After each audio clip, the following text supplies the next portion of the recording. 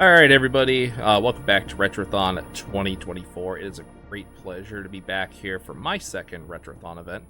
I will be the runner for this game, BadNewsNate, and joining me on commentary is Arius. Arius, thank you so much for joining me here. I really do appreciate it. Hello, thanks for having me. Absolutely. So we're going to be doing a new category that's been around for roughly just over a year, I would say. The category is called 15 card mod, and we've included all duelists. So, to bring up what 15 card mod is, 15 card mod just basically means you win 15 cards per duel instead of just one. And we've also included the neat little feature of facing every duelist in the game. So that includes duelists like Duel Master K, Seto Second, Haishin 1, which obviously we don't have to beat in campaign. But we'll go over that a little bit later on. But Arius is going to help provide commentary throughout the course of this run and help with any questions that chat may have in regards to this game. I think without further ado, I think we're all set and ready to go. With that being said, I will count us down. 5, 4, 3, 2, 1, go. So I will thank you very much. I will be doing a few resets to try to get a deck. I will be mainly looking for a deck that has Raigeki at the very beginning. That's something that I will try to look for. We can find also what's called a twin-headed thunder dragon equip, because twin-headed thunder dragon is probably the most common fusion that we do in the game. What are the twin-headed thunder dragon equips, you might ask? Arius, would you provide that for our viewers, please? So we have 5 equips. We have Dragon Treasure, Dark Energy, Invigoration, Rod of Light, and Beast Fang. Absolutely. It's around 1 in 6 to see one of these in the starting deck. And one thing as well, I should bring up as well is that if we don't find a deck within those few resets, I do have a backup file just in case we do go that route. Oh, okay. All right. What's in this? Okay, that's workable. Raigeki Dragon Treasure is. So we're gonna start with Duel Master K. Duel Master K has the same exact deck as you. So that's one of the reasons why we look at the starting deck and what's in there. Ooh, Judgment Hand. Okay, that's very interesting. You better beat the third one. Otherwise, bad scenario can happen. Yeah, I know. Okay, we should be good here. So you might notice that I intentionally toss cards here. I'm trying to achieve a specific rank in regards to what cards I'm trying to win. There are 3 different category ranks that exist in this game. There's S or A POW, which is category number 1, BCD, which is category number 2, and A or S Tech, which is category number 3. We're trying to aim for a B rank. Go right ahead, Ariel. BCD, PO, or Tech does not matter. It's the same pool. Yeah, which is why I didn't mention POW or Tech there, and the reason being is because they're both the same category, so it doesn't really matter. With the exception of AS POW or AS Tech, they're 2 different categories. What do I want to do? I guess take Mean Soldier. So how does rank work here? It's based off amount of points. You start with, I believe, 50, and the less stuff you do, like fusion, equip, and stuff like that, the more points you get. Yeah, and there was a article once upon a time, I think on Neo Seeker, that kind of explained point differentials and how everything worked or whatnot. So that's just how that kind of stuff works on the time. How many fusions have I done? I think I've done 4 up to this point, so I'll just put this dino on top of this machine, make an 1800, and just. Alright, so we're mainly looking for dragons and or thunders here, and the reason being is because that's mainly the cards that we use for twin-headed thunder dragon. I'm going to just not look at the drops, but again, it is 15 card mod. You just win 15 cards per duel. So I'm going to do a couple of duels. And the good thing about Duel Master K is he drops 5 different dragons and 5 different thunders. On BCD, the drop rate is slightly higher than AS POW. Unfortunately, here, nothing. Yeah, that's a. I mean, it's a whatever kind of start. It's okay. It was actually very bad drops. Yeah. It's not great. Yeah.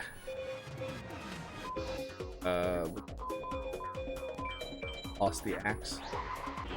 Not like it's gonna matter too much, because I'm just tossing to get fusions out of the way. Also, in the background, it's not on the stream overlay, but in the background, I do have a card counter keeping up of what cards I have available. Arius can see my live feed as well, but he can't see my card counter.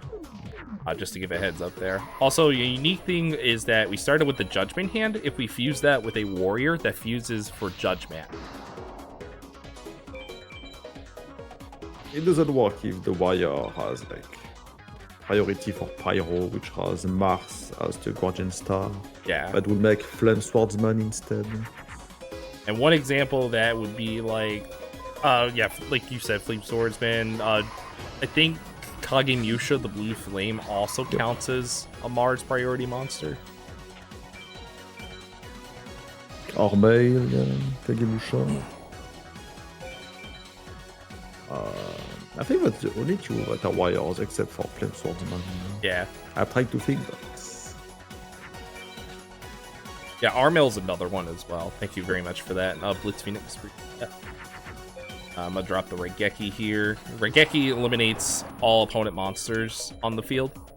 So just as a heads up, and Arius and I keep arguing every single time that Dark Hole is superior, and it's not. Raigeki does not remove magics and traps. Ooh, 0 for 30 on those drops. Oh boy. I told you me being rare could be a mistake.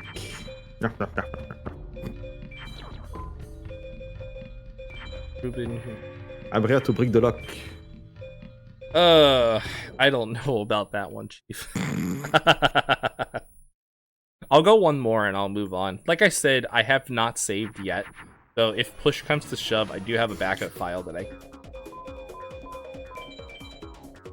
I'm gonna give you all a heads up on that as well. Oh, why not Pop King there or Flame Swordsman? I'll hold that for right now. Not that big of a deal. Plus, Judgment Hand has Sun, so that's why I use the Guardian Star advantage. So one thing I guess we can talk about are Guardian Stars. So in brief, think of it like a rock, paper, scissors system, where one Guardian Star favors against another, but also has a disadvantage against the other. So, for example, Mercury on Stone Ghost. Mercury has a disadvantage against Venus, and it has an advantage against Sun, which is why you saw me play that against the Judgment Hand. Think of this as like Pokemon or rock, paper, scissors. Right. Oh, I totally forgot I had that in my deck. Whoops.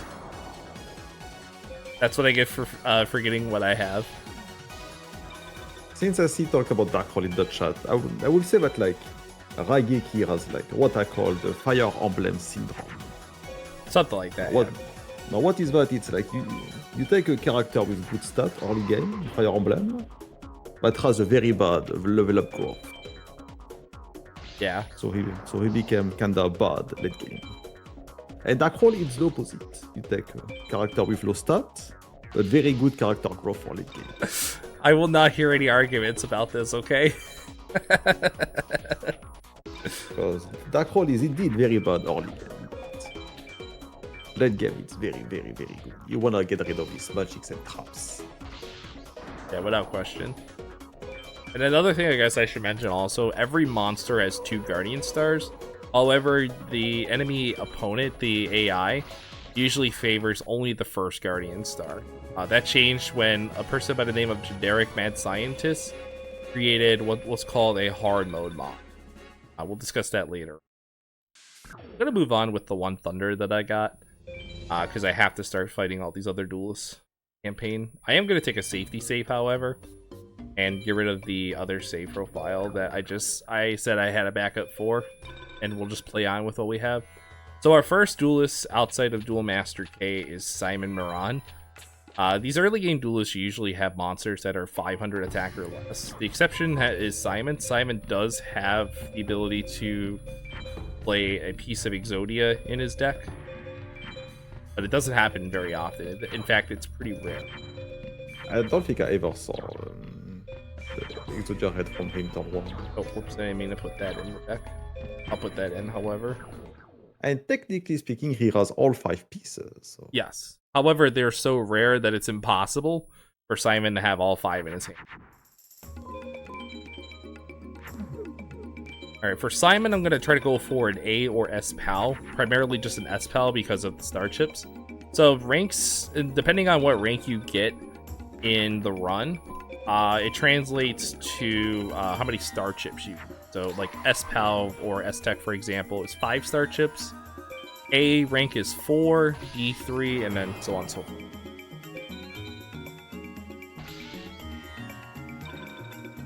And if you lose, that's 0. We call that the F rank. And we call that a you lose. or you can press F or lose. F rank, F or F Tech. Yeah, you get to pay Pegasus back the Megamorph that he dropped you. Which you'll see later on, we'll be performing what's called an A-Tech. It's a long list of requirements that I have to do throughout each duel. And depending on the outcome of the duel and what drops I get, it really depends on whether it's a game changer or not, going later on into like the late duelists or end game for that matter. I'm not gonna lie, but Megamorph card you're talking about, I don't know what that means. It's equivalent to you winning Dragon number 2. Yeah, I was just about to say that. I don't know what they are. Like, okay, so here's the origin here, chat. Arius is against SA Powering Rex because Crawly Dragon number 2 just does not drop on him. Does not exist. Wrong! Alright, I should put that Flame Manipulator in, I suppose. Ah, that's not a Simon drop, that's from DMK. I know. I just didn't put it in the last duel.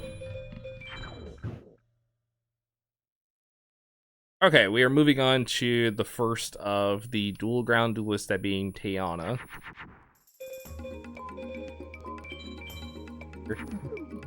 Usually, other runners like to try and BCD Tayana for a chance at Fake Trap. I'm just okay with winning Starships here, honestly.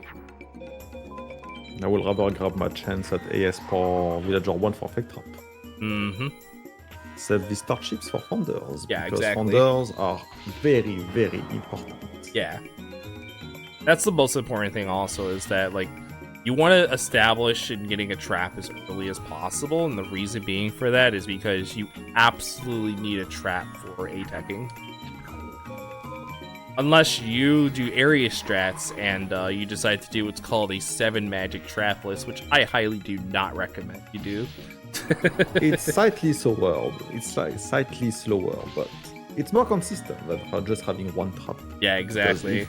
If your trap is the final card, there is nothing you can do. Oh yeah, for sure. It's awful. You fail, but attack.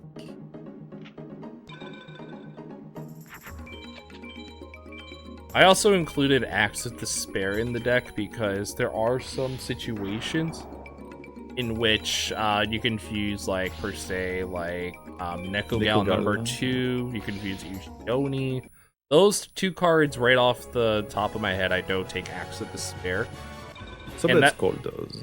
Yeah, Summon Skull does as well, but you need one of 2 requirements. You need either Time Wizard or an Embryonic Beast, or Job Change Mirror in any feat, except for Fungi of the Musk. I was about to say. 1, 2, 3, 4, 7. 1. I guess I can take out the Scandal of Fate now. Judgment in Hand doesn't. Neither does Guardian. I guess I can do away with Wood Remains. Judgment Red, it's nice monster material if you're lacking 140 HTD. Yeah, for the most part. Not too bad. I could have made Dark Elf there because Phantom Dewan has Mercury as its primary Guardian star. That usually is very true when it comes to elf-related monsters. Celtic Guardian also counts in the priority of that as well. And also, not all Mercury monsters make that Dark Elf. I have 2 monsters in mind that does not. You have Kuribo, and you have Mammoth Graveyard. That is correct. However, you confuse Mammoth Graveyard with a dragon, I believe. That makes Kumori. That makes Komori Dragon instead because of... the fake Mercury doesn't make Black Lord with Dragon. Even Right. Kuribo, if you do Kuribo plus Dragon, that makes Kumori and not Black Lord. Yeah. Alright, so we're coming up on the next duel after this, being Villager 2. Villager 2 is where we pick up on Thunder or Dragon drops at some point. Aid Eating Plant also counts as fake merc. Yeah, that is true. Isn't it because the plant part has priority over Mercury? I don't know. Yes, that is. And the way, like, priorities work in this game, it's very convoluted and can be confusing for a beginner. Makes no sense. It's just like the game overall. Makes no sense. Yeah. I mean, the only fusion that makes sense are the equips, magics, and traps. 2 hundo drops there. 1, 2, 3. Guess I take out a couple of cards that don't work. I'm gonna take out Dragon Treasure for now. 1, 2. So yeah, Mugen Curry, I highlighted it because it's a card that we normally see in 100% speedruns. Doesn't happen more often than not, but on Villager 1, the best spot to get it for sure. You might see me intentionally toss cards again, because Villagers 2 and 3 require us to get at least a B power rank in order to have a higher chance of Dragons and or Thunders. Villager 3 has the same drops as Dual Master Key. Yes. And one thing I should also mention are that if you don't fight Villagers 3 and or Tayana in the duel grounds, you miss a chance of rematching them after you go back to the duel grounds, so you have to fight them on this attempt. I think it's only for Villager 3. 1 and 2 you can fight them. Tayana's not a rematch fight. I definitely can confirm.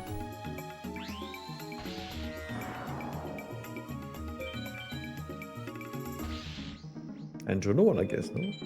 Jono is a rematch. It's only Tayana and Villager 3 in the first part of each. Geki here. Doing one fusion with a magic card activation plus going under 28 cards left in your deck is an automatic B powering. You do need one fusion, because if you do 0, you learn that when you do 100%. If you do 0 fusion, it's still an AP. Yes. Old Penguin, and that's about it. Wow. These Dragon Drops just don't want to show up. You can see what I'm here, huh? Okay. I get it. I get what you're saying. It's like I'm doing a run. Yeah. I mean, it is a marathon run after all, but still. It's very bad. It's okay. It's a rocky start, but it's all right. We can still come back from this. We've been through worse. We've been down this road a time or two. Also, I believe Covey's left a resource for you all in chat. So that Pocket Duelist link that was left in chat there mentions about card drops and what the enemy AI has a chance of having a specific card in their deck. So shoutouts to one of the developers in the Forbidden Memories community, Duke1102, for their hard work and dedication in keeping up not only with that website, but also with many other resources, including FM Scrambler, which is basically Forbidden Memories version of a randomizer, if that makes sense.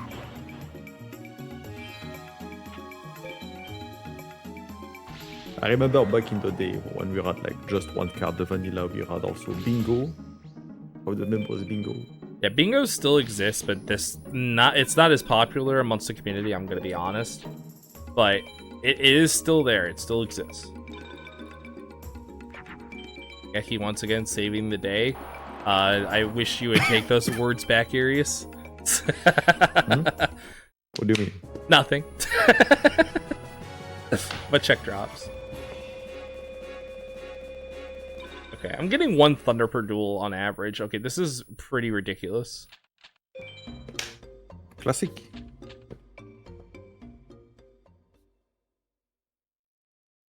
Alright, we're just coming up on this small little cutscene. Basically, there's this little ceremony that's going on in town, and, you know, Jonah loses a duel to Seto because of reasons. You know, third-rate duelist with a fourth-rate deck. And we have to challenge Seto in the duel grounds. And that's where the story picks up. And might ask, like, what is the story of this game? I'm not too familiar with the story, to be honest, because, you know, the story is like it's a mixture of things. I am, however, going to say before I fight Jono and Seto, because Jono and Seto are back-to-back fights. You can actually go back and fight Jono after this, but I'm gonna do this first. What do I take? Still have a chance for Dragon and Thunder, so should put that second Axe to Despair in, and the reason being for that is because Echo Gao can be extremely important in this next duel. So that's why you remove the Queen's Double for the Thunder.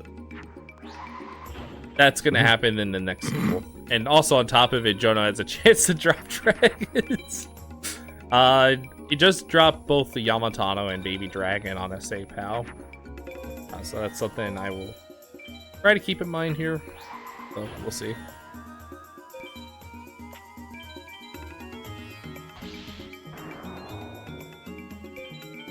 Before we continue as well on this, again, very special thank you to Retrothon for having me back here. This is my second Retrothon, and my first one obviously was with not this game. This is the game that I usually speedrun quite a bit, but I did perform Mortal Kombat 2 as part of the Mortal Kombat block, which you'll see again later this week. Spoiler alert for you folks that are watching Retrothon.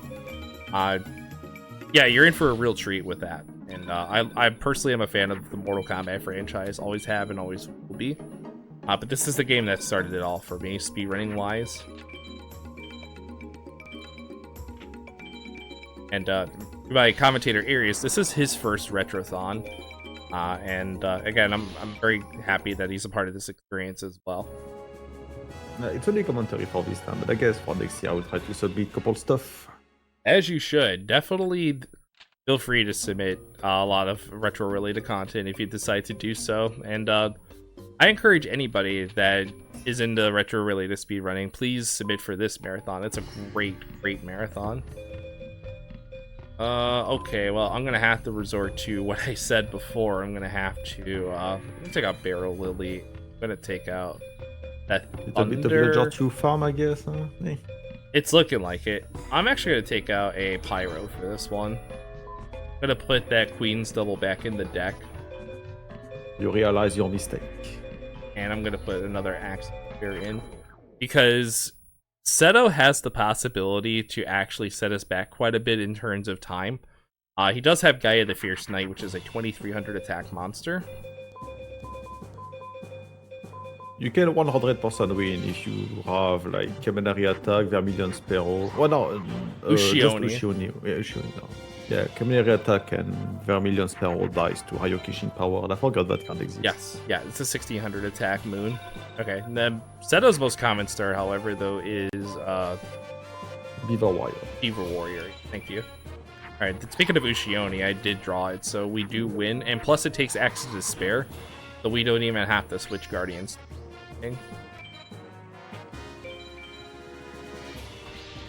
Alright, we do at least get through this.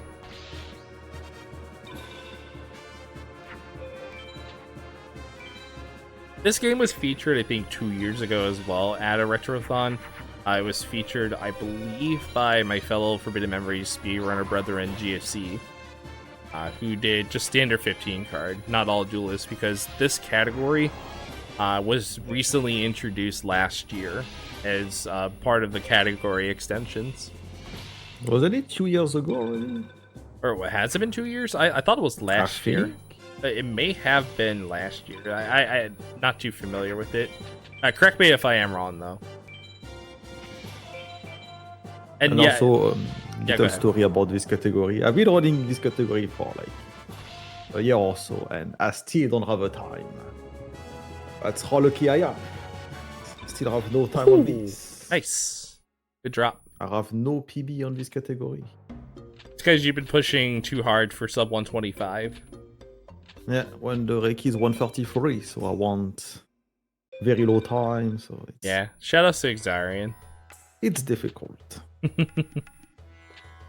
So the world record for anybody wondering for this category is 1 hour 33 minutes and 7 seconds. That's by Xarion Yu. If anybody's familiar with that name, he's held a lot of world records in Pokemon related speedrunning and in Forbidden Memories, of course.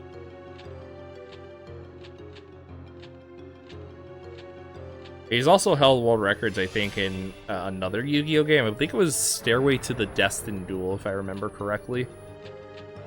Which is a classic Game Boy Advance video game.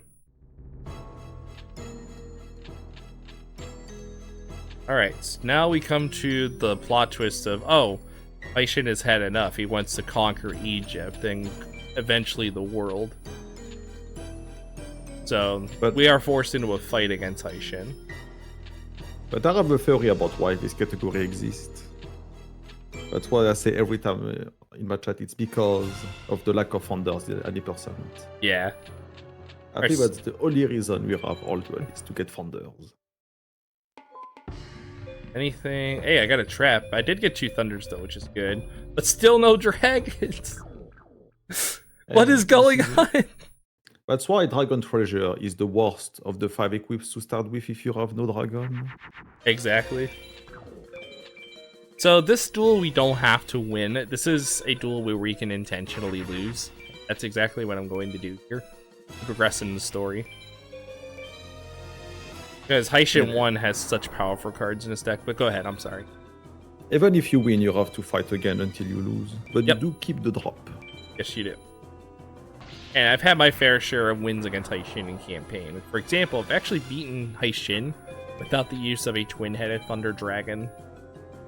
In fact, I beat him with nothing but Ushioni. Twin Red Dead, that's difficult. Unless you have...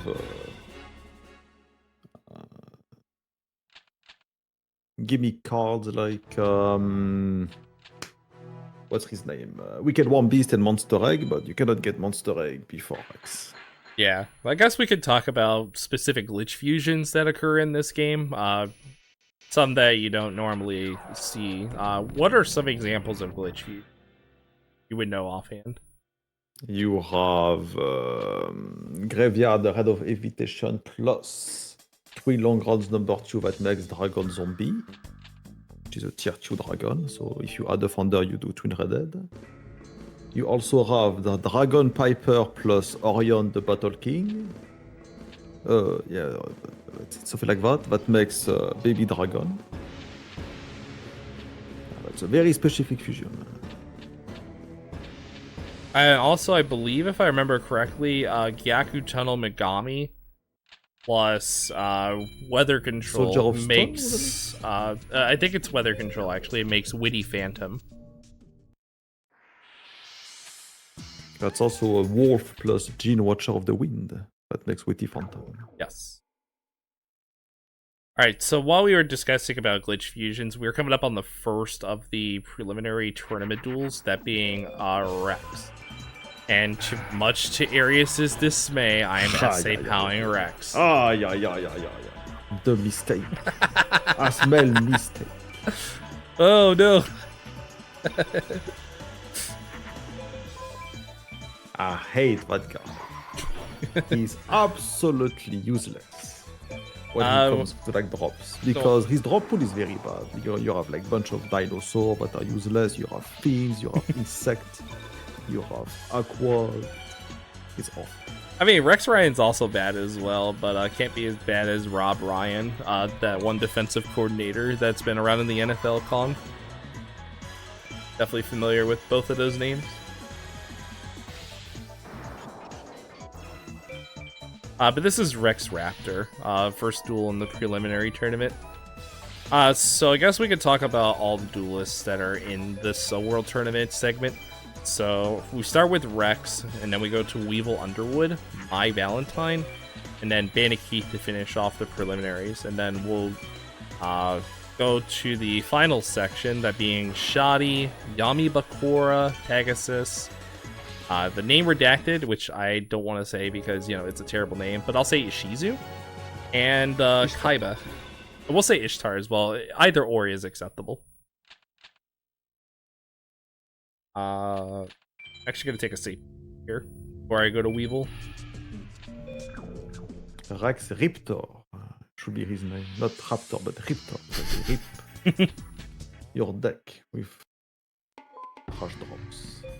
Look at. Wow! Would you look at that? I mean, you have a beast, a pyro, and 1 female. That's already way better than what I get. I mean, true. I don't know why I replaced that, but whatever. I'll take this out. Why not? Man, these... Man, I don't know what to say about these drops.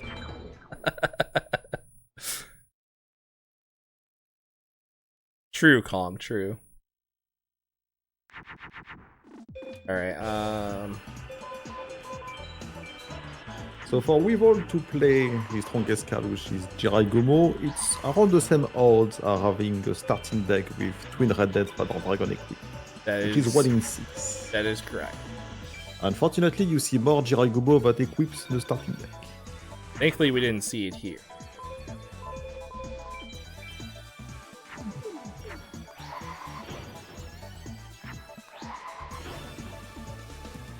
Okay.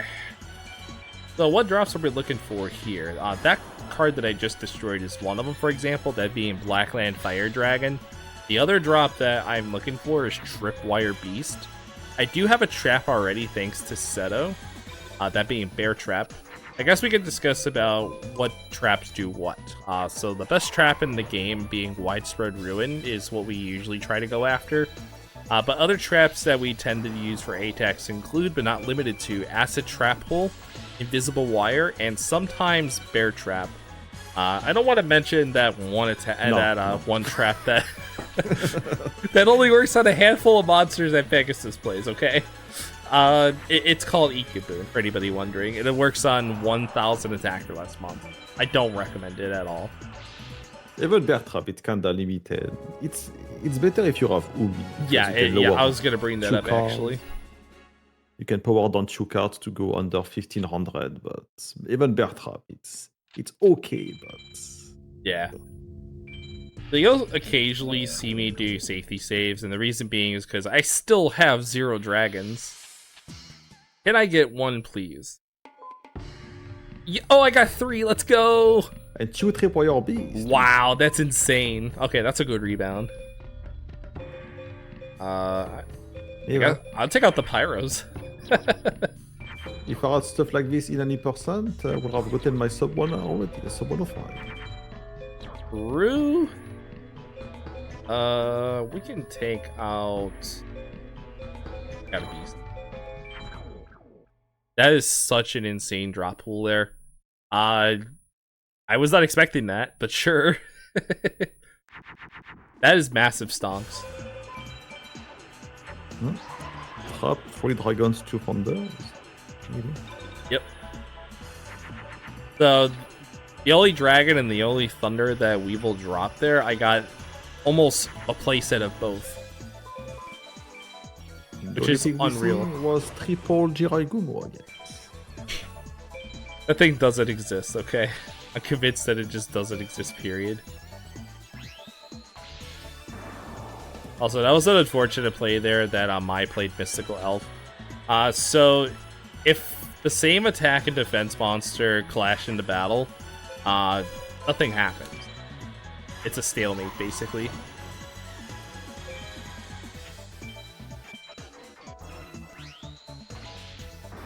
Going for AS spawn, of course. Mm-hmm. It's on the chance of thunders. Mm-hmm. Chance of thunders, but also a chance at also winning Crawling Dragon #2, a card that doesn't exist on Rex, apparently. It does exist on Mai and Keith, so that's okay. Hey, ladies and gentlemen, we did it. We finally fused Twin-Headed Thunder Dragon. 44 minutes, it's not too bad. It actually exists.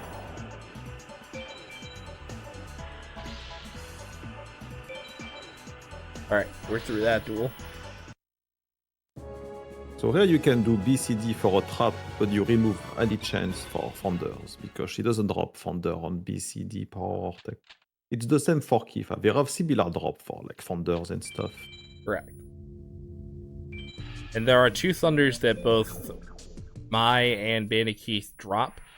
They both drop the Immortal of Thunder and Bolt Escargot, which I would want 2 of just now. Yeah. By the way, this is not an actual dragon, it's a winged beast. I have 7 thunders already. Not enough. Actually, hold on. No, I have 9 actually. I just didn't put 2 in. I think now I am going to BCD Keith.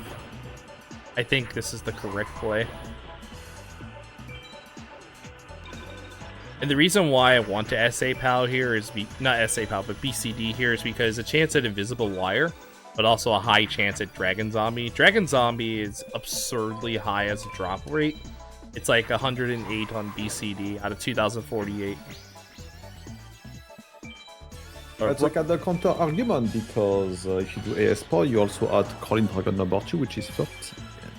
You do 92 plus 40, that's higher than BCD Keef for the Dragon Zombie only. I mean, the 32 chance at an Invisible Wire as well. I mean, it's tempting. You know what? Yeah, I'll give it a try. Why not?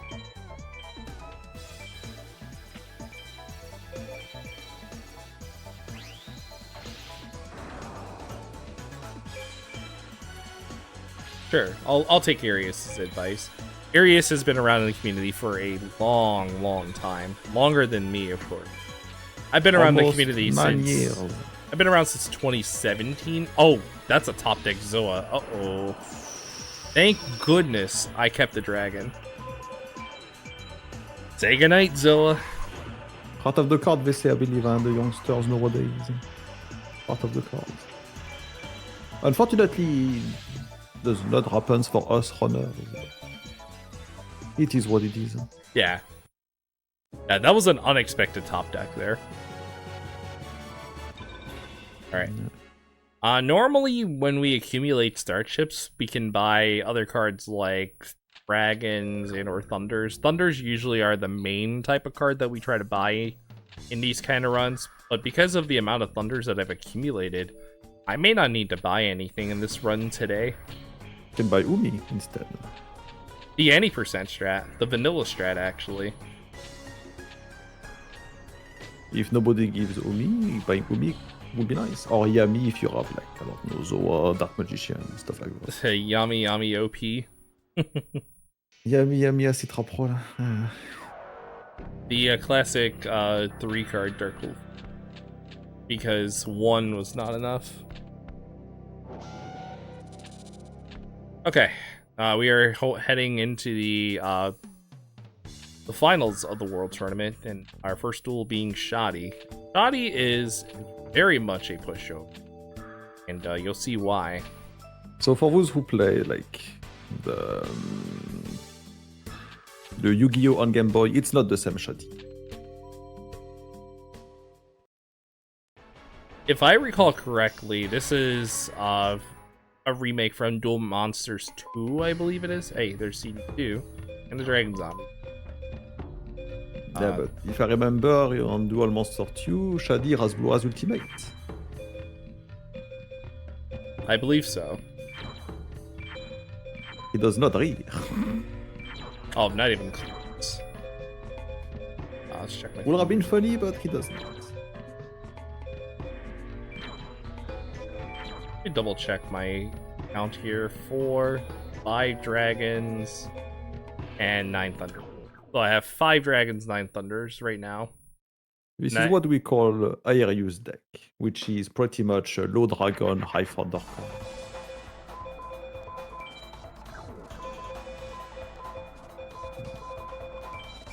It was almost a mistake there. I saw that, huh? I was double checking to see what fusions I had there. I still can actually lose this monster. Shoddy has Beast King of the Swamps, which is a Uranus monster. Didn't play it, thankfully.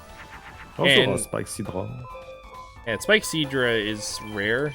They're both 1 out of 2048 in Shoddy's card pool. And Shoddy has a lot of 1 out of 2048 cards. At least over 20, if I remember correctly. Oh, something like this, yeah.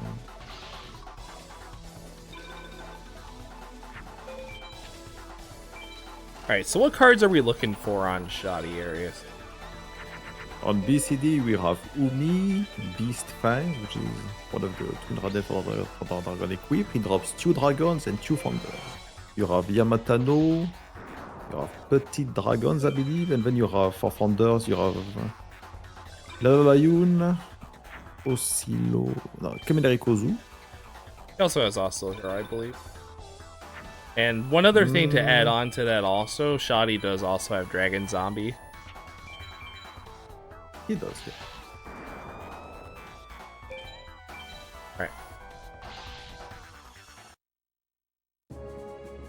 Raigeki is going to be very helpful for this next duel, and that's because that Yamibakura has 3,000 defensive monsters, that being both Labyrinth Wall and Millennium Shield.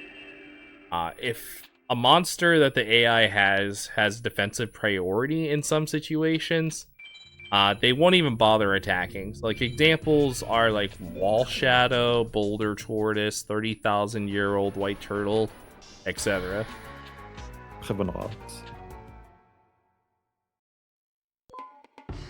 There's other Commodore Kozu and nothing else. That's 10 Thunders, by the way. I have 10. If you buy Thunder, cannot buy Commodore Kozu. Yeah, I know. I don't plan on it anyways. There are cards that you can actually purchase one copy of that normally you would not think of. So, like, examples are like Mega Thunderball, Takrimenos is an example, Seiryu. Seiryu is very expensive. It's like 1,700 star chips. We only purchase it during a 100% speed run. Thankfully, we didn't see a Uranus thing, but it's actually really good. I should have tossed Raigeki there, but whatever. Unfortunately, in this game, easy mode does not mean easy fight. That is true. We've seen our fair share of easy mode starts, but then again, also, there are situations in which the AI can do what we call a top deck. So it may look like that the AI have 5 cards in their hand. They actually have more than that. So some duelists have like 8, 10, 12 cards. The maximum that a certain duelist can have, and there are some duelists that have this, the maximum is 20 cards, and usually they pull it from the left side of their hand. Akura in this duel has a size hand of 4. And guess what? The final part of the game, we all have 20 cards. Yep, all 6 duelists that we'll face later on have a size hand of 20. What a surprise. Aishin is the only other duelist that has a size hand of 20 outside of the final 6, if I recall correctly. Labyrinth Mage? Does he has 20? I don't know. I think Labyrinth Mage has a size hand of 16, or either 14 or 16, I believe. I believe it's 16. I know Seto second has 18. So it's the closest right there. Alright, we're coming up on one of the hard fights here, Pegasus. We got Umi, that's good. I guess I take out a... Time for a tech then, no? I'm not gonna try with... I could. I will give it a try, matter of fact. I'm gonna get rid of some cards. I'm going to include my 2 bear traps that I've won during this run, and I'll see what I can come up with. I did save, so if anything does happen, we just go back to Pegasus. Take out the...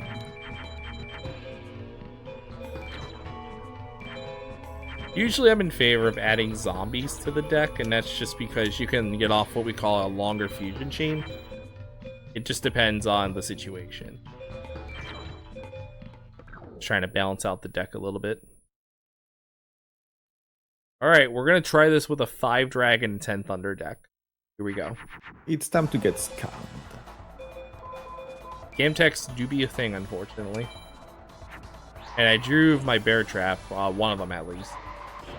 Pegasus could start with Bakery Box, which is his most common start, but he also has cards like Illusionist Faceless Mage, Parrot Dragon, Meteor Dragon. He also has Meteor Bee Dragon every now and then. Meteor Bee Dragon is a pain with an attack power of 3,500.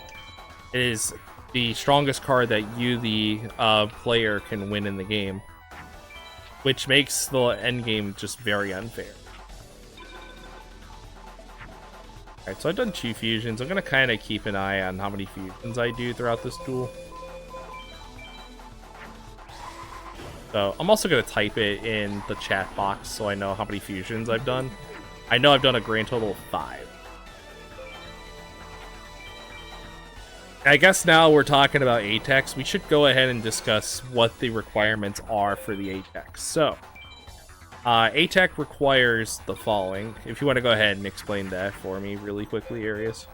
It's already in the chat from QBs, but what we are doing here is just the fastest way, which is well, not the fastest, but one of the easiest to do. It's the one trap attack, so you need to use at least 37 cards. So you need to have like 4 cards left in your deck. Like you see the number 26, 25, it needs to say 4. Then you have 9 turns. So if you look at the AI, if it doesn't do any fusion, it has to say 27 cards. If it says 27 cards, that means it's the turn number 9. Then you have 4 effective attack, which is just you attack an opposite monster and the opponent lose life points. So like you attack a monster that was on attack mode. You play 1 face down. You do 15 fusions. You use 1 equip, 1 magic. So how it works. You activate a trap. And you need to have at max 6,999 life points. So you have to be below 7k.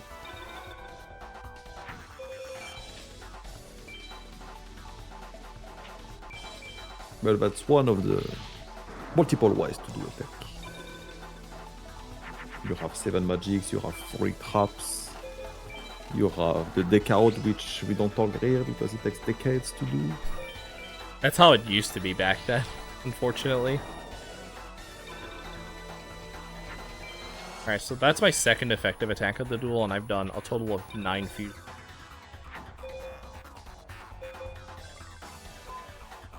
Yeah, if the AI fuse, you do 27 minus the number of fusion he did.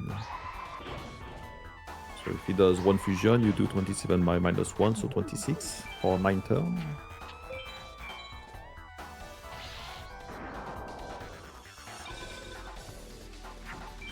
I should be good on fusions here. I just need to get the trap activated at some point during the duel, and I need to land 2 more effectives.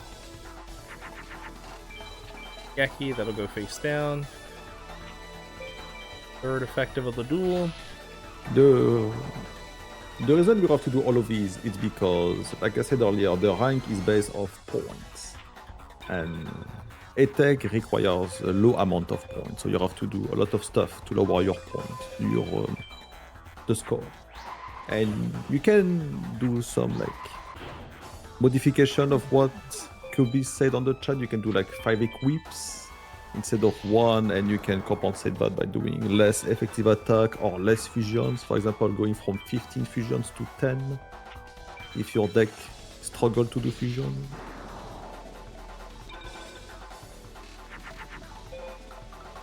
You can go below 1,000 life points if you are lacking fusions as well. Alright, by playing the Umi there, I'm 100% safe from a top deck Meteor B Dragon onslaught, so that's the only reason why I did that. Looks like the trap did not activate yet. Nope. I'm gonna hope that it activates here, because I played Umi. There are some monsters that actually lose attack and defense. Like, for example, Dice Armadillo, Vermilion Sparrow. They both lose attack and defense. Oh, top decked.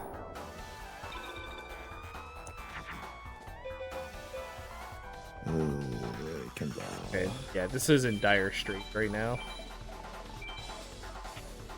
This is why I prefer 7 magic trapless. It's more consistent to do deck. Yeah, Bear Trap is kind of like one of those questionable traps that you can use for an A-Tech. I personally am not in favor of it. He is going down, though. Still better than Igaboon. Igaboon is... It's awful. Alright, I gotta have it on this turn here because 1 more attack and Pegasus is down to 0 life points. This is a... Okay, that's not a top deck. Let's be... Or 1500? That's... There we go! To an alligator. I got it, barely. I need this fusion, though. I'm at 14. I mean, Tetsuno Toshigo will have been fine. It's just... It's a beast, it's not. It doesn't get boosted by you, so that's fine. Alright, we saved the A-Tech. Let's see what we get. So drops we can get here are Bright Castle, Megamorph, Dragon Treasure, Widespread Ruin, Dragon Captured Jar, Dragons and Thunders. Crush card. And Crush Card as well. Crush Card is a very low chance. It's a 2 out of 2048. But you have cards like Megamorph, Broadcast Soul, Widespread Ruin, and DCJ, which are his most common drop. Problem is you never see them. And since I'm rare, we might have some issue. Not looking good in that first part. Alright, I got Widespread at least, that's fine. One card and nothing else, which is classic. It is classic. Alright, I'll put the Widespread in for right now. And I guess Acid Trap, well, that works. Let's see. As a filler piece with these spellcasters. So, not the best start there. That is what we call an old-fashioned scam tech. It is a scam.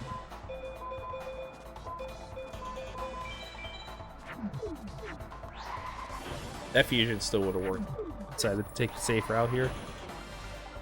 I did save before the start of this duel, so if anything happens, I mean, like I said, it's fine.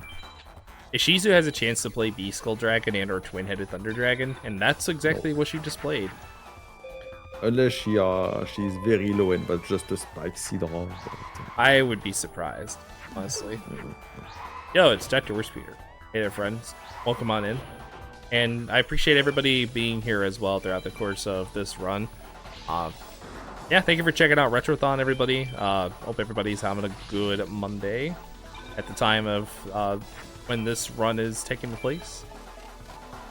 Again, I'm very appreciative. Oh my gosh. That double? Yeah, it's double twin-headed.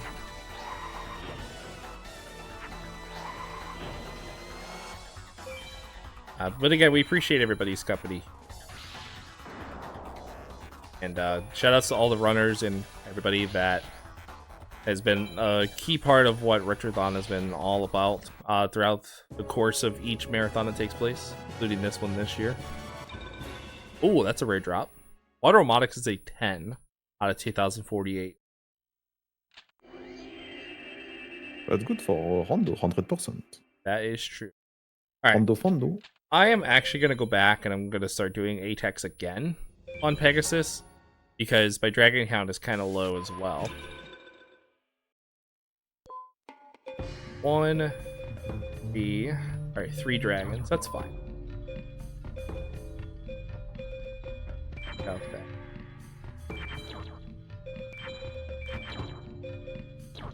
Should be good to go here. Alright, so 9 dragons this time with 10 thunders. We can definitely work with this a little bit better. Ay. I'm spinning a Meteor Black Dragon, I don't know. It smells of a dragon. We'll see. I don't like the looks of this.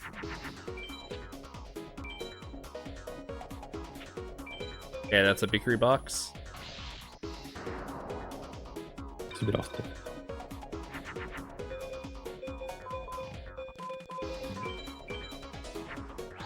Yeah, Bickery box, funny story, 100%. Yeah, so actually, believe it or not, fun fact, Aries was featured in one of those speedrun fail videos that took place on YouTube, where he won 3 Bickery boxes in like 5 duels in vanilla. Like, the odds of that happening are so rare. And 2 of them were back to back. They were. That was a close call there. I almost messed up the fusion.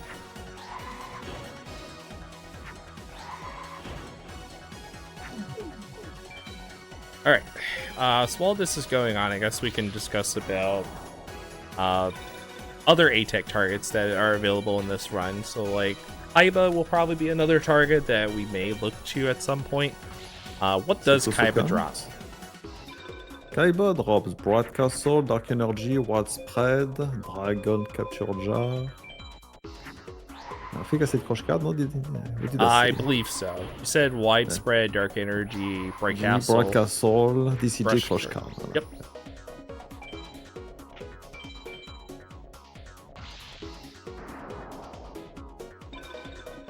Then you have Seto Second, which I believe would have been number 1 for attack if it was not for this guy dropping Megamorph. It is what it is. And this is the most... I'm sorry, drops a lot of stuff. Yeah, and Pegasus is the most common spot to win Megamorph, for anybody wondering. It is a 64 out of 2048, or right around 3%. You also have Dark Knight, who has a similar drop pool to Pegasus, but... I believe isn't it like a 48 or something like that on Dark Knight? Yes. Yeah, it's slightly lower, but still possible. However, Dark Knight is absolutely not recommended in this situation. He's very rat-weight, anyway. It's a disaster. Yeah. First of all, he's the hardest duelist in the game, and second of all, he's very rat-weight. I know somebody that's gonna not hear the end of this. I will not hear any arguments from this. But your fault.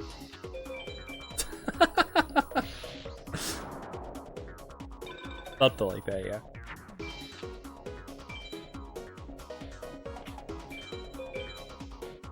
Alright, there's our trap activation there. I still need to draw Raigeki, because I tossed Doomy on turn 1.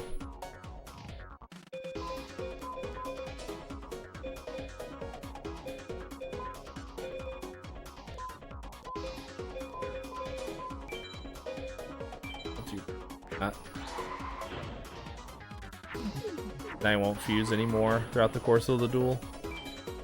It's too fast. Where's Raigeki or slash Umi? I tossed Umi already. I still have Raigeki in the deck. And I guess that's why the 4300 is not on defense. That's correct. Because the AI attacks priority the monster that are on attack mode. So if you have like 2 monsters, let's say the Twin-Headed for the Dragon, if you have like 1 at 9, let's say 5000 for example, and the second one has 2800, if you put the 5001 on defense and keep the 2800 on attack, he will attack the 2800 first, even if he has like a 9000 attack monster. The attack mode takes priority over the defensive. Hopefully I did enough fusions there. If not, then oh well, it's a beat deck. Not the end of the world. We can still win Dragon Treasure. Still can't believe that Raigeki was the last card in my deck. If this ends up being a beat deck, I mean, it is what it is. It's better than trap.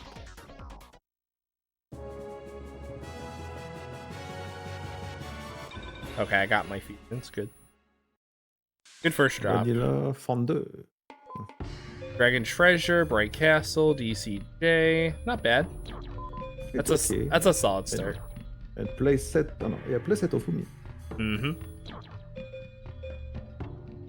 Not too bad. So. Actually, gotta replace that Umi with DCJ for this attack. That's a solid attack right there. All right, and the beat goes on.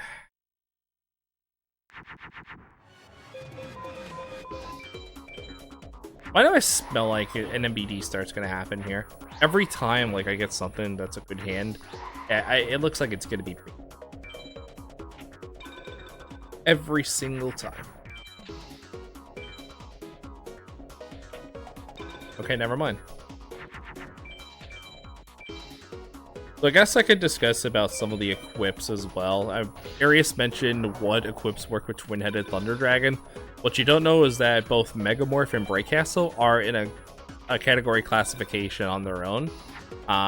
They're what we call universal equip. And basically what that means is that universal equips work on every single monster in the game. Bright Castle obviously being second best equip, and Megamorph being number 1, of course. I think I would put Dark Energy over Bright Castle. Really? I could probably guess as to why, but I think it's just because why, like you confuse into like Darkhold, and it's a great remove. Yeah, Bright Castle's actual TCG name is actually Shine Palace, believe it or not, for anybody wondering. Also, nice life point. Didn't mention that.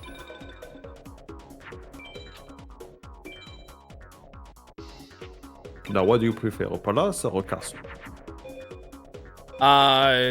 What did you say? I'm sorry. What would you prefer, a bright castle or a shiny palace? Definitely Bright Castle.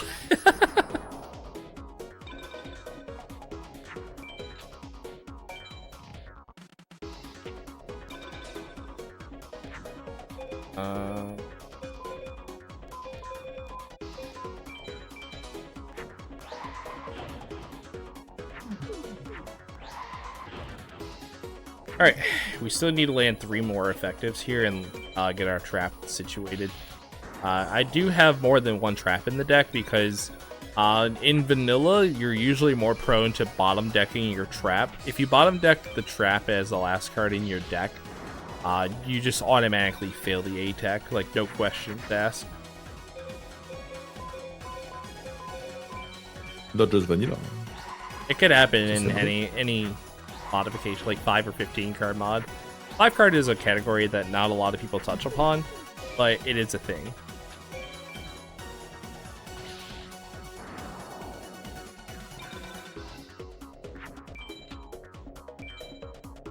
Need 2 more. 1 more.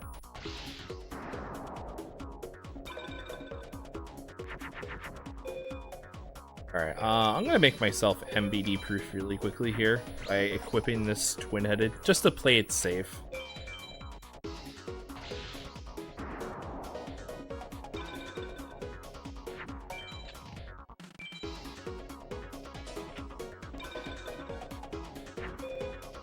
We already have Raigeki face down, so we can toss it. I'll toss in Dragon Zombie. So by putting Dragon Zombie in defense, it has 0 defense. Basically, any monster that can attack will attack this thing. I will have to get my trap at some point. Both of my traps are in the bottom 9 cards of my deck, which is unfortunate. I try to think if Pegasus has like less than 500 attack Venus.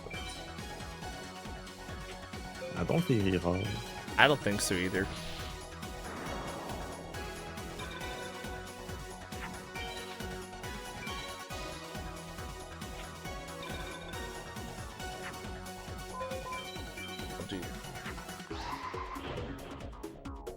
Get another Dragon Zombie out there. Depending on what drops I get here, this very well could be my last attack, and then I'll just move on to like Kaiba or something like that. We'll see.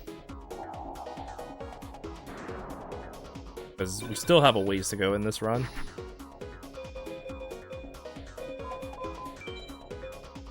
And that should do.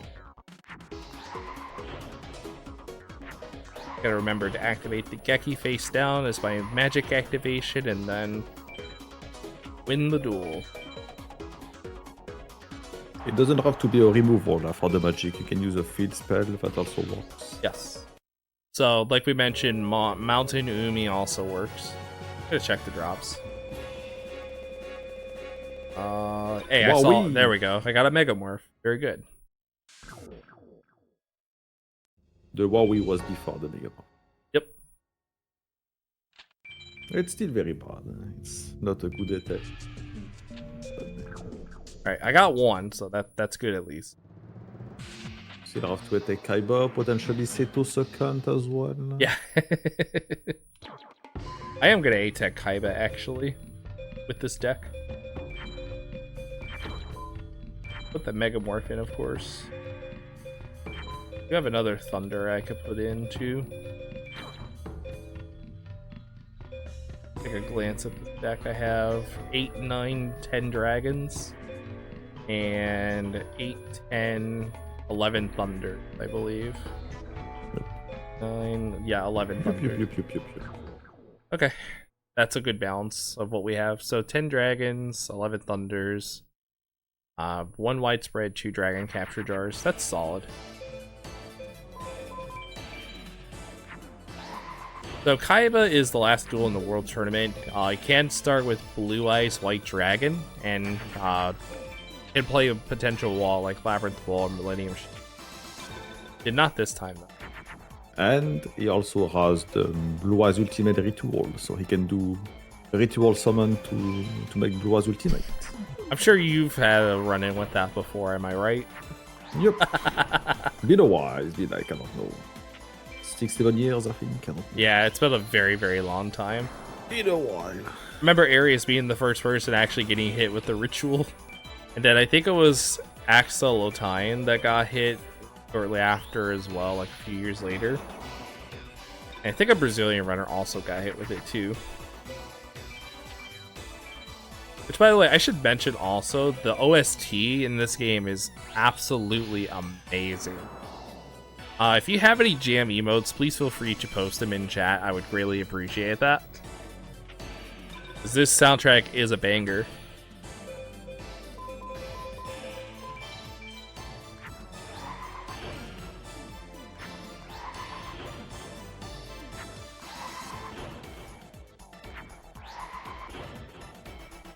Alright, we're doing the same thing for Kaiba, except we're doing this in campaign because we have a much more better deck than we did before.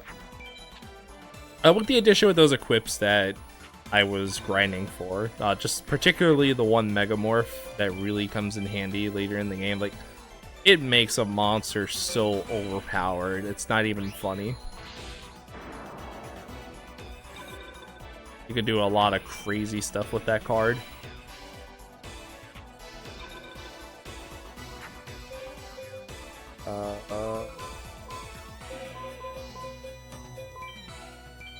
Damage. Yeah, it hasn't happened to anybody yet because nobody's had the opportunity to do that. I mean, they've had a good enough deck before reaching Seto second.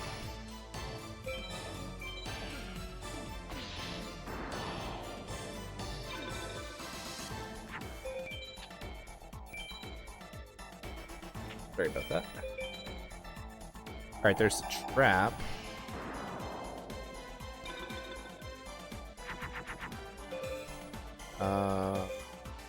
Yep. Sure. I was just trying to think it over before actually going through with this move. And the reason being for that is because if you get hit with like a top deck Labyrinth Wall or Millennium Shield, not to worry. You're still okay because there is a thing in this game that exists called Magic Lock. So basically, think of Magic Lock like you're trying to prevent your opponent from playing magic cards. What the AI normally looks at are just the base attack of your monster. They don't look at Guardian Stars or equips. So one way to prevent the AI from playing magics are to hope that you draw equips and or have a monster with a favorable Guardian Star that prevents the opponent from playing magic cards. But they can also they can still play equip face down, magic face down, and trap face down. Yes. Yeah, that's the only exception. Like equips and specific magics like Harpy's Feather Duster, for example, doesn't count towards that. Stop defense, Soul of the Pure, stuff like this. But they can still equip. Equip is not a magic card, it's an equip card. So that does not fall into the magic lock category. Alright, I still need 2 more effective attacks here to win the duel. And that'll be that. And magic lock is one of the reasons of why, it's my opinion, but why Rageki kind of fell off late game. Instead of like Dark Hole. Something like that, yeah.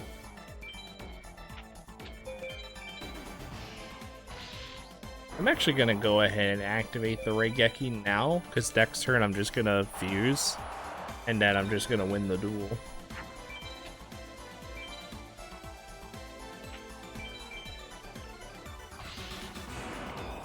Alright, that'll end the World Tournament. Here we go. Hoping for some good drops here, for some good removal. And Megamorph, by the way, increases the attack and defense of any monster you equip it to by 1,000. Something to take note of.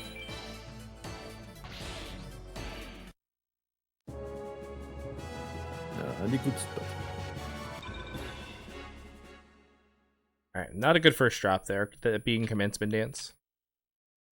Ritual card.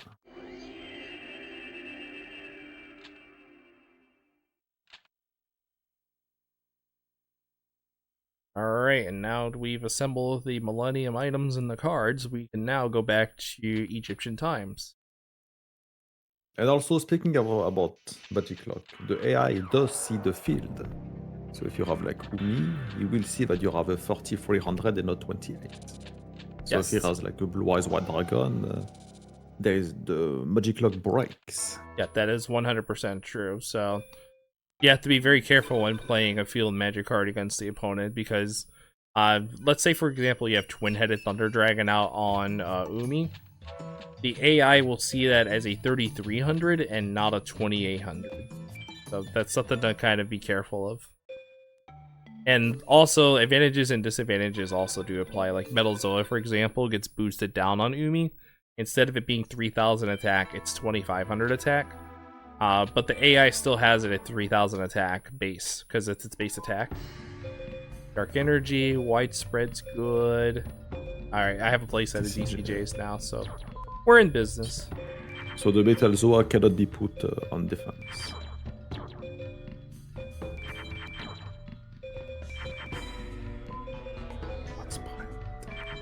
Spread, triple Umi, yeah, it's not a bad deck, huh? Yeah, it's pretty getting solid. better. It's pretty solid. Alright, so Widespread, playset, and 1-2 more dragons. Above everything. Alright, Mate Soldier is kind of like a cooldown from all those intense duels. The strongest monster is Jiraiya. Yeah, we are back to the Weevil days. I guess. Yeah.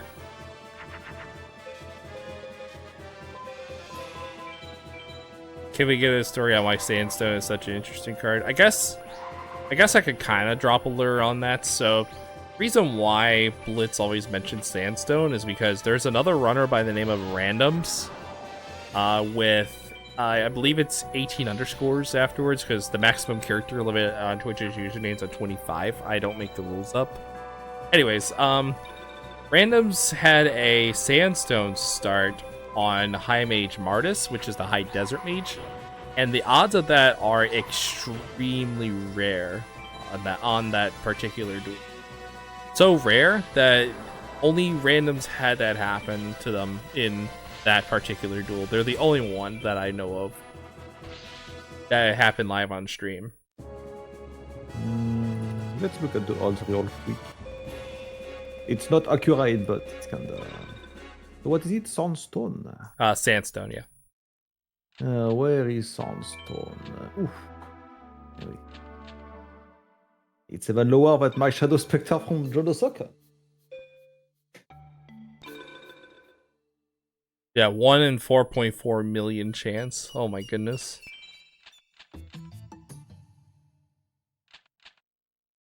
Alright, so after you've discovered the ancient papyrus, you turn it into the guard keeper here.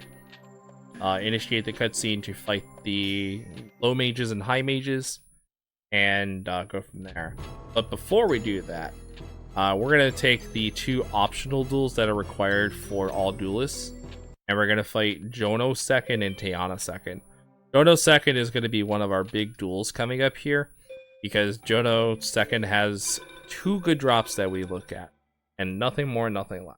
Look for Red Eyes Black Dragon and or Meteor Black Dragon, which is 2 of the best drops that you can get, if not the best drop.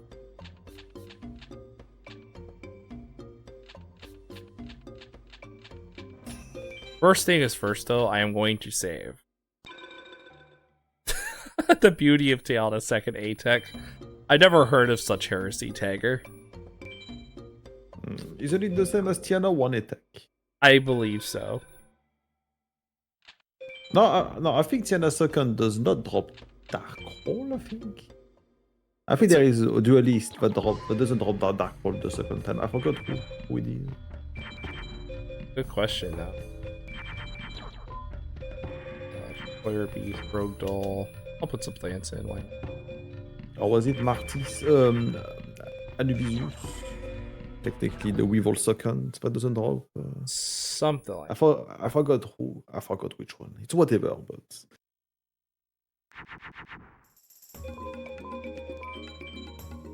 Good draw.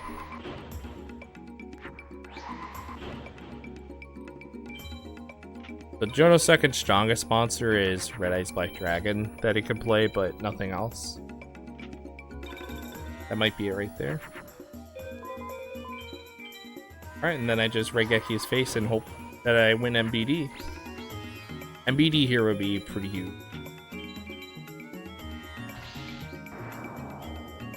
Red Eyes would also be decent because Red Eyes would be classified as what we call a tier 2 dragon. And I guess we could just say that tier 2 dragons in our classification are dragons that are 1600 attack or higher.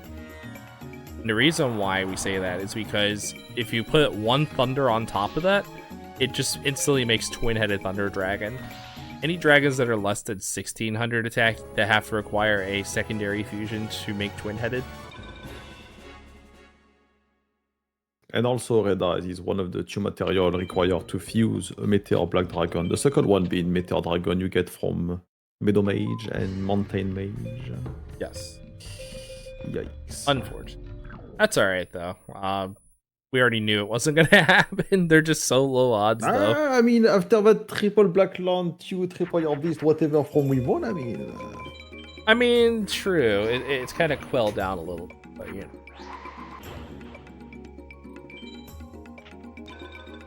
Okay, Teana's strongest monster is, I think it's Gyakuten Megami, but also she has like Dark Witch, Doma Dangerous Silence. This is just a Spirit of the Harp. 2k defensive monsters basically. But yeah, this duel's also a pushover. The easiest way is just fuse twin-headed. This is twin-headed, the simulation of the game, I guess. And then I'm just gonna Regeki again and Clairvoyance.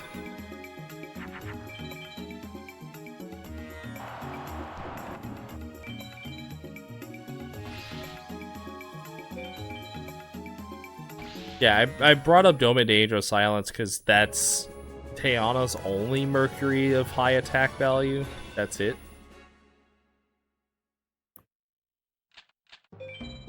Alright, I'm going to take a safety save here, just in case if something does go horribly wrong. I'm going to save. I guess you can do Reshin since you save, since you are here. I want to wait until after Seto's second. And the reason why I say that is because I'll have more cards to put in the deck at that time. I just want to get these shrines knocked out, started. I really don't have anything else to add to the deck right now. I will add Widespread Ruin before the High Mage fight. So that way, in case some stupid stuff happens or whatever, I'll be ready for it. Here's another fight where I could potentially win Meteor Black Dragon. Unfortunately, it's the lowest odds in the game at a 2 out of 2048. Like, wow, who would want to win that card here? I did the free duel as a meme in 100%. Mountain Mage. You're not wrong, actually. I was there when it happened, actually. Like when I was in voice call with you when it happened, no doubt. I don't remember, but you were with ENSG Master, who is the current 100% world record holder. For anybody wondering, ENSG Master's a master at his craft when it comes to this kind of category. A fellow baguette. Indeed. Alright, as I said before, there are low mages and there are high mages per shrine as well. You do have the option to back out and save before going to the high mage, but if you do that, then you have to fight the low mage again.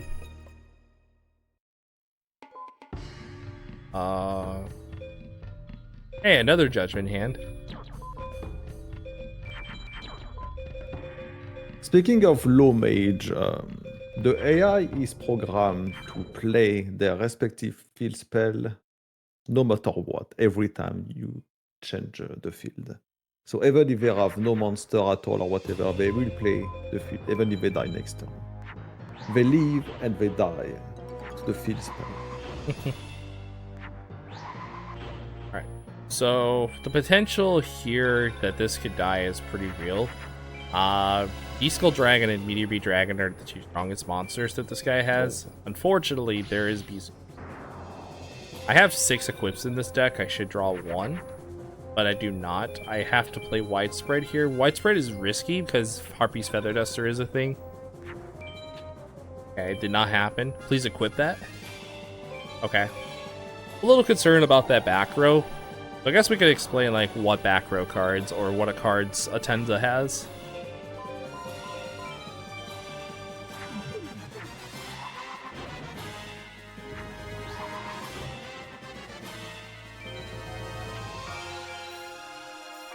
In terms of like magic, they have priority. So the top of the list you have Sword of Revealing Light.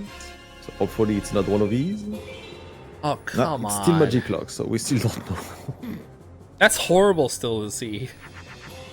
See, this is Magic Lock. He cannot activate right now the magic. If it's like Sword or whatever.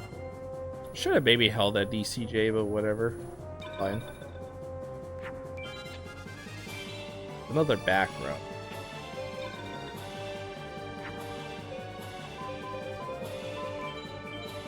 Good. Hopefully it's not double invigoration. I mean, even if it is. Because Equips has priority over magics. You have Trap, Equip, magics. But he doesn't have Trap. So he goes straight to Equips. Yes. Oh, say are you. Yep. Good thing I put that in Pluto and not Moon. Alright. That's the first of 5 shrines down. So my normal any percent for 15 card all duelist route is I usually take on 4 shrines and then I go fight Labyrinth Mage afterwards. So in order to initiate the fight against Labyrinth Mage instead of second, you have to complete 2 shrines in the overworld. At least 2, and not all 5. Gonna save, take a safety save here, of course. And then we're gonna go to Ocean Maid. Now I'm gonna do these next 2 fights without saving, Ocean and Desert. Usually because they are the easier shrines to take on. Nothing there. It's actually a rarity.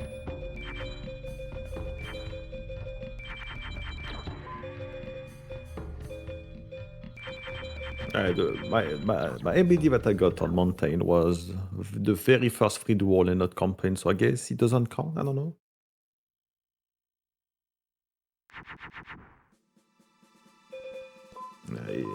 Easy duel doesn't mean easy fight.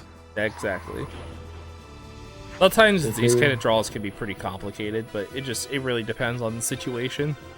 You can play Boulder Tortoise and you don't draw Dragon. What do you do? If you use THTD, and then voilà, sayonara. That's a Boulder Tortoise. Et voilà. Ah. This works actually. That's a tie, no? Is it? Yeah, it is. Oh wow. All right, I'm putting that in defense mode. Ding ding. Oh, he doesn't have. Lucky. Indeed. And no magic face down for Sword. Eh ben, that's the best case scenario.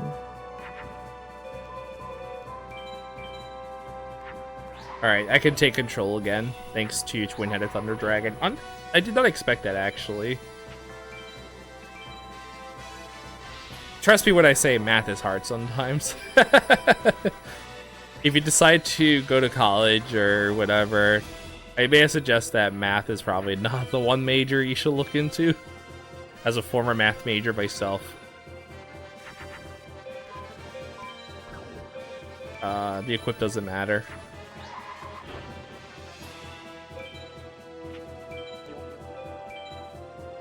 Alright. we should be moving on to the second High Mage here, that being High Mage Sekbaton. Sekbaton has similar drops to what Bakura has, and also similar cards, that being like Labyrinth Wall, Millennium Shield starts.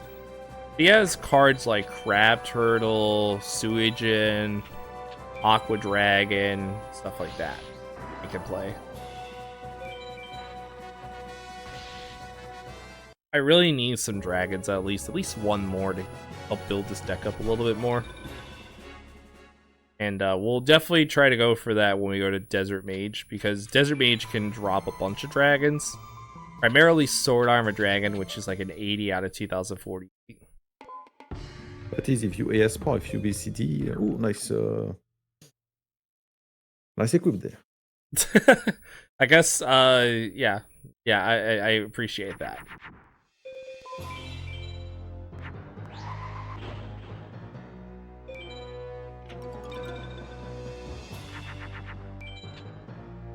Alright, what do you got? That's a shield or wall start. Freaky. I'm actually going to equip this, because if I draw another equip, I can save an attack next turn. If not, the Wicked Dragons, you know. Yeah, without question. Since Oh, you not will need even. 400. Wow, that was a Boulder Tortoise start. That I did not expect. That's a Faceless Mage. Alright. Very fast 3-turn here.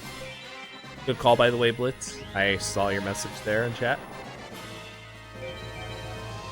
Alright, that's shrine number 2 down. So now technically we can go to Labyrinth Mage. Yes. I will do that right after I complete Meadow Shrine, potentially. Because that's usually, like, my route is, like, ocean, desert, mountain, meadow, and then forest. Kepo Tech? No? I don't know. Karyushin, nice. That's good. Anything else to add? No, doesn't look like it.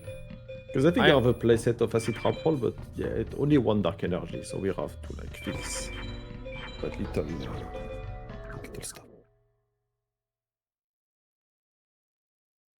The Karyushin, even though it says it's a Sea Serpent, it does count as a tier 2 dragon. For anybody wondering. Also, that's a great start. For CD2, because Scarlet Dragon the number 2, it's a dinosaur, but that also counts as a tier 2 dragon. Right. It explained why Wing Dragon number 2 it's a wing beast, but it doesn't count as a dragon. Somebody explain that to me. But Wing Dragon number 1 is a dragon. Unfortunately, it's unobtainable.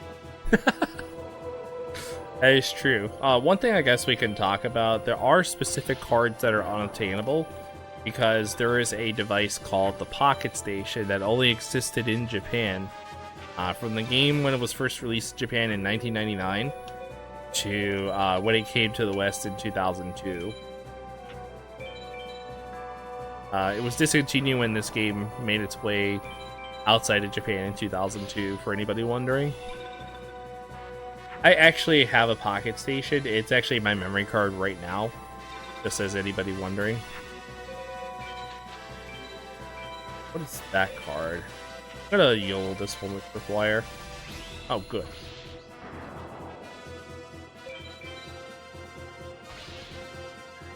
Don't have enough with both Penguin. I'm gonna put that in defense mode.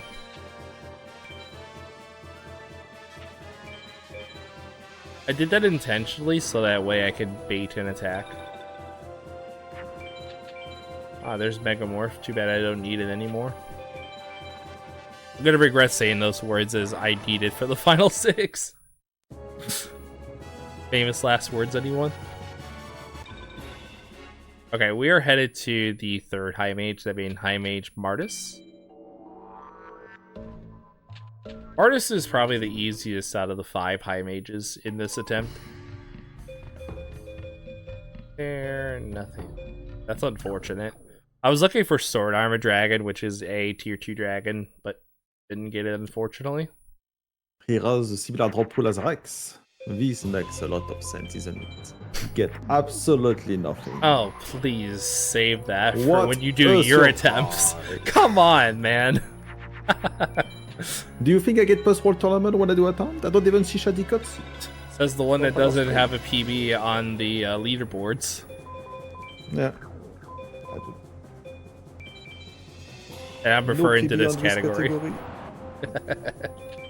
But again, 80% it's been like 5-6 years since I PB'd. Yeah, exactly. And at one point, as I said before, Arius used to have the world record, folks. I had a record of every single category before, and now I have nothing. Same with wins. He had the vanilla record once upon a time, and now he has nothing.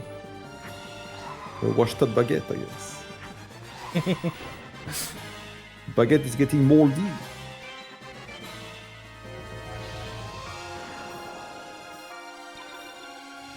Alright, unfortunately we're not going to SA PAL here because the Brachiosaurus play that Martis did.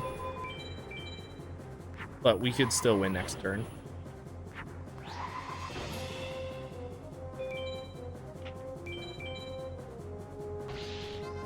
Fun fact, Marty is the high desert mage. He's the only one out of them who can technically equip a monster with Megamon.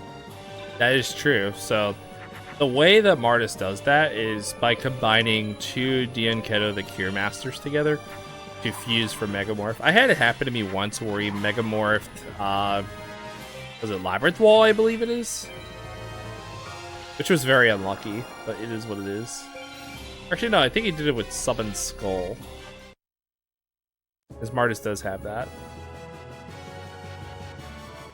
It has happened to a lot of runners, though.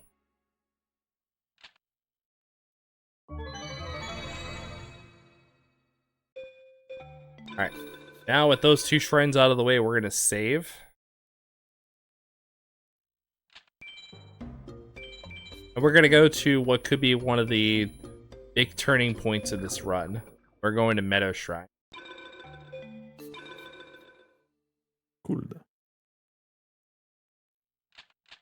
Let's do that. Hey, Ikaboo. Og. We can attack Kepura with that. Let's go. True. Question is, what do you even beat? With a trap. I'm putting those in, and I'm putting this in. My highest attack I can put in here. Just Queen of Autumn Leaves, it's fine. Umis are very important as well because changing the field can be very important as well. Okay. Good start.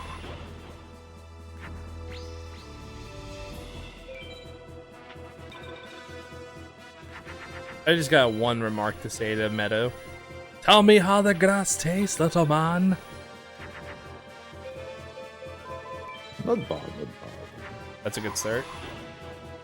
He played Moon, so Pluto then. Because we are in the rage of Giltyard, the D-Knight, and that kills THTD Moon. Mm-hmm. THTD is actually a very bad card on this. You Yeah, have to decide it's between, awful. Hey, there it is right there. Oh. Alright. That is a 3-turn... Judgment Red was enough there. Yeah, it was. I guess I should ask as well, like, what cards does BadNewsNate drop? You want to go ahead and fill everybody in on that? Tune Alligator, no, this MBD, you have Cavalry Attack, Dark Magician, Skull Knight, Meteor Dragon, Metal Dragon, Crawling Dragon number 1.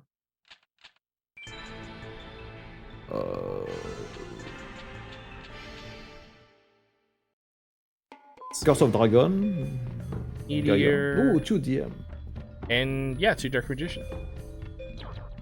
Very good card. I am going to take out an Umi, and I'm going to... Yeah, I'll take... Yeah, Rogue Dog. Actually, I should just do away with these... Yeah, I'm going to do away with all of them, actually. So is it attack time? I'm debating on it. I have 5 equips.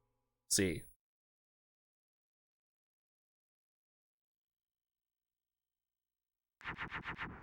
That hand is what I call bait. I'm actually, you know what? I'm gonna make twin-headed out of this. I need to see what Kapura plays. Kapura has 8 Guardian, which is a devastating card to see on this field. It's 4,250 attack. E-Skull's acceptable here. Yeah, oh, that's a Wall Shadow. I guess I'll get the widespread down. Then in attack mode.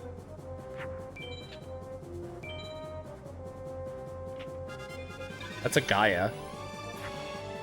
If you hear, if you see the AI going ting ting, that means it's a get Guardian. Mm-hmm. With an equip.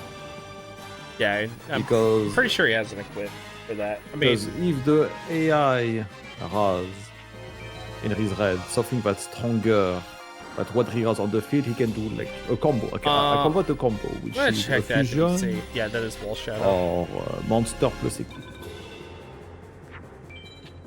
They're just taking life point damage intentionally here.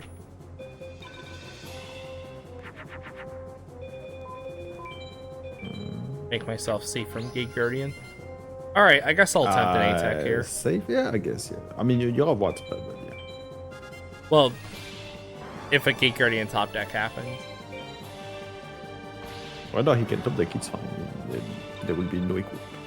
Yep. So Nate cannot lose. Yeah. Unless big mistake happens. What could be a big mistake? Tossing the 4300 by accident? And like, in what world would we imagine that happening? Controller glitch and he press left? I don't know.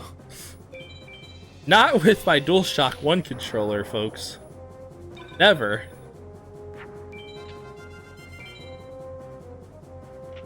I mean, if it was my wireless controller, it'd be a different story, but... Ça va être easy. Alright, Another 4400.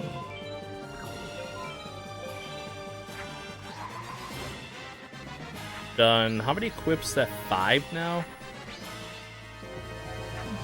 I believe that's 5.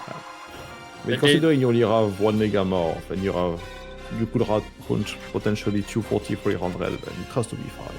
Yeah, it's gotta be 5. Ooh, Oh. a Beast Skull. Okay, that's fine.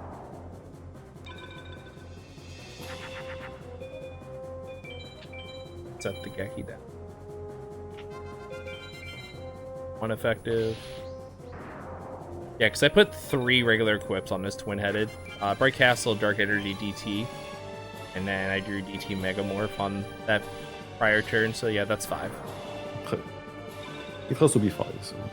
So with 5 equips, you can like, modify the way to do attack. You can do less fusions or you can do less effective attack. Yep.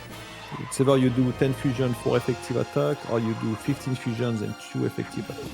Yeah, since I know I have at least 10 fusions, I'm just going to go ahead and do the 4 effectives and just intentionally play my weakest monster. Just like I would in any other A-Tech. Oh wow, down to Skullbird already.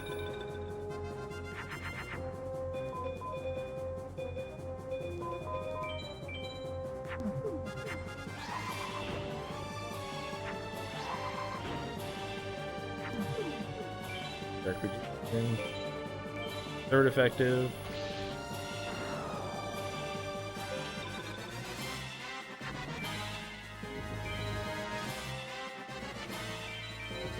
Nice top deck. Alright, not even a top deck. It's a boosted monster on Meadow. Yeah, I'll just play the Doom. Or, no, I have enough fusions. Say goodnight to Kapura. That is an A-Tech as well, so same drops that I could have won from Kaiba, I could win here. Ooh, that's a spicy first drop. I will take that. Best card in the game. for a number of reasons. Alright, I'm gonna save, and then I will go ahead and start Labyrinth Mage. For all duelists, you are required to fight Labyrinth Mage and Seto second. And then I have to go back and I'll fight Haishin in free duel.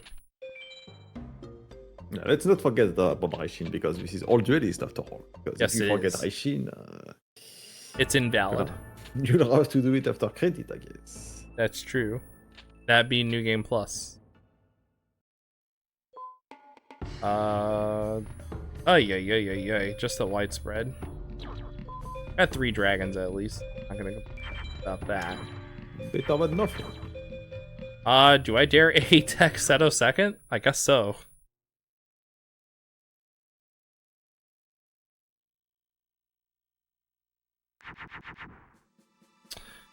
I'll do that.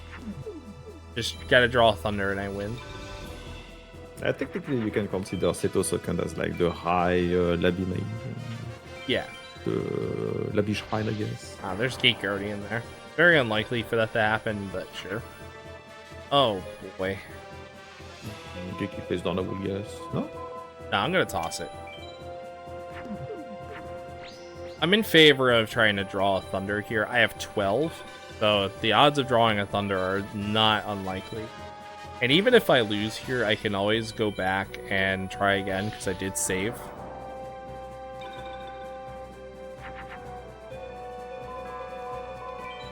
Just gonna toss all the cards.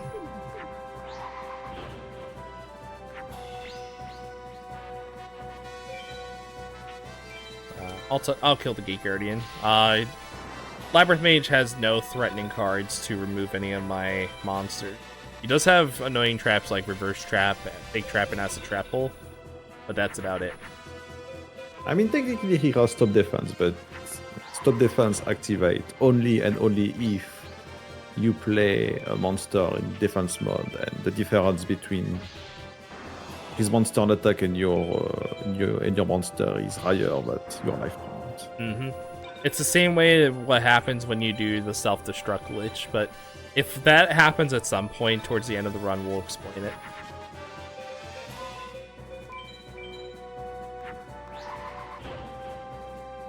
I did die to Stop Defense before from Neku. Yeah, Neku does have it, and it was in a situation where you were on record pace, I believe.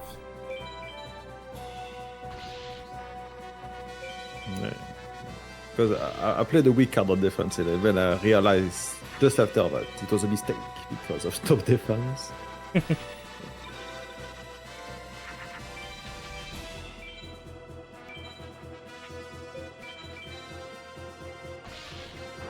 Alright, so we're out of that duel. Took a little bit of bobbing and weaving, but we got out of there, and now we're headed to Seto second. So remember the Labyrinth Path here. The Labyrinth Path is a set Labyrinth Path. It is right, left, right. Keep that in mind. And we are very glad that it's not random. Yeah, some programmer could just make it very sinister and change it up. I know one of the mods that the Forbidden Memories community has been deeply involved in, I think it was Mythological Memories, if I remember correctly, randomized No idea. the Labyrinth Path, and I'm like, oh no, I cannot bear to play this game then. Hey, Commander Cozy number 4. Can you imagine you are like on Reiki pace and you pick the wrong path 4 times in a row? Yeah, that's not going to be a pleasant time. I have 2 wide spreads. Should put a 3rd in for safety. Actually, I am going to do that. Well, I guess the positive side about that is that you should have a lot of thunders Yes. after this lap image, because this guy drops, if you do AS Power, he drops 10 thunders, including Twin Red Death for the Dragon. And if you do BCD, he drops 9. You pretty much remove that THTD if you go B pump. This is A-Tech then. Yeah, I'm going for an A-Tech. Otherwise, you will have put widespread face up. Yep. For the A pump.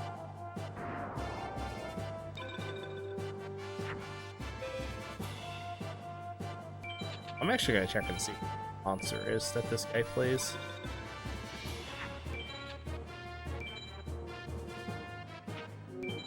Another moon. It's another Gate Guardian. I got punished for that play.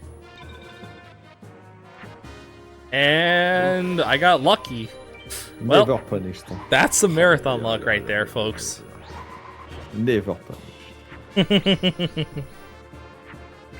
Gotta trust your gut sometimes, folks. That's all I'm saying.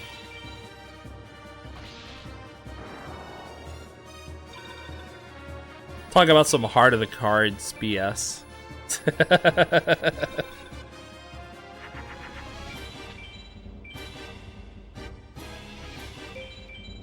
Two.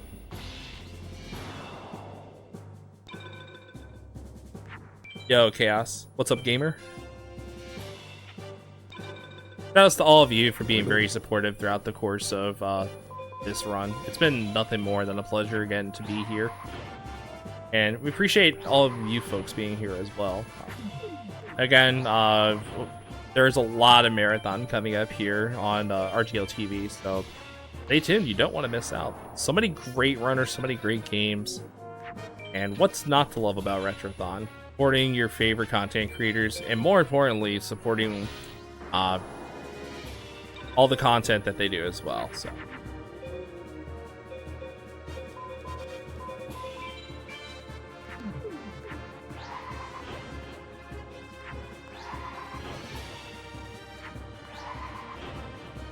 Seto can play MBD and Black Skull, but we will probably mostly never see them because they are both one in 2048. Yeah, it's so rare. Nice top deck Metal Zone. So usually he does Get Guardian and then a 3K like Blue Eyes or BLS. Or Metal Zone.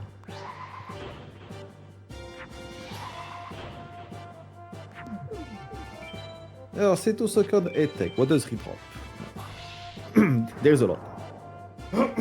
Alors, he drops. You have Rageki, Darkroll, Crush Card, Widespread, Dragon Treasure, Bright Castle, Beast Fangs, Invigoration, Pound of Light.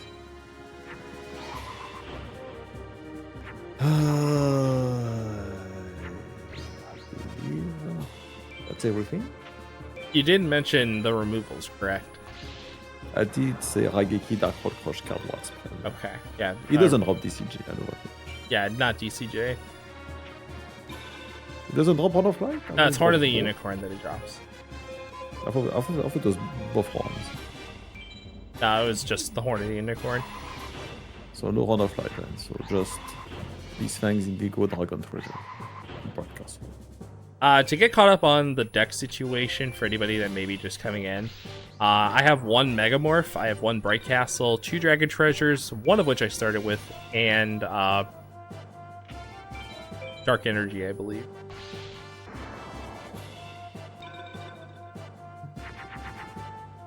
One Dark Energy, one Megamorph, Bright Castle, 2 DTs. Alright, we're about to finish off Seto second with this A-Tech. And then we are going to attack Seto third, aren't we? Yeah, over my dead body. At least telling Seto's third drop is very fast. It's Seto second plus Dark Energy. Yes.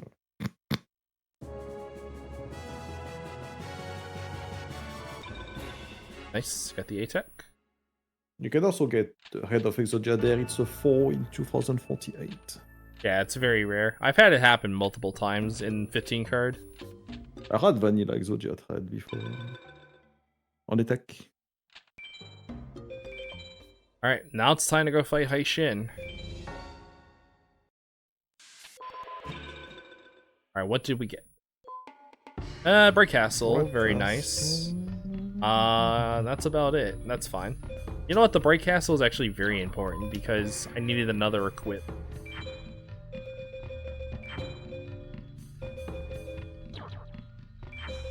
Sure, I'll put that in.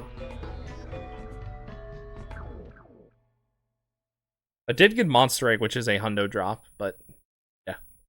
It cost 1 million star chips. Nice run. I should have went Meadow first, but it's okay. Maybe if I lose here, I'll segue to Meadow Mage.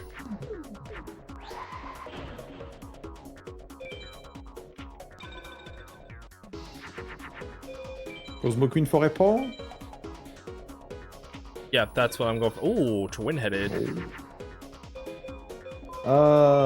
Dead. SA Pal's dead. Nah, you did 3 fusion turn 1, yeah. Yeah, I'm not too concerned about it. I might as well just take the win.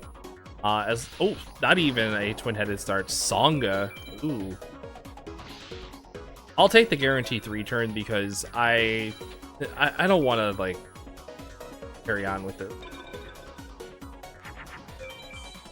So that's Hai Shin defeated. That's a required duel, for anybody wondering, because what all duelists requires is that you face every duelist at least once in the game, Hai Shin included. So you have to win against them.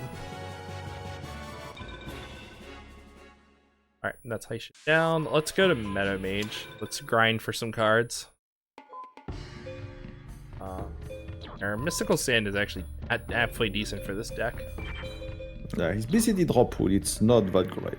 You do have tier 2 dragons, like Dragon Zombie and Black Dragon, Jungle King, but that's all pretty much. Yeah.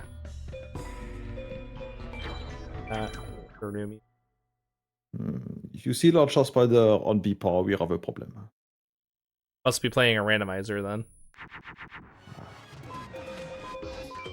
Not gonna... Is that the new excuse for the future cheats? I'm just gonna straight up nod my head in approval. No, I didn't know this was a randomizer. Yeah, exactly. I've modified all the drop rate. No, I'm just kidding.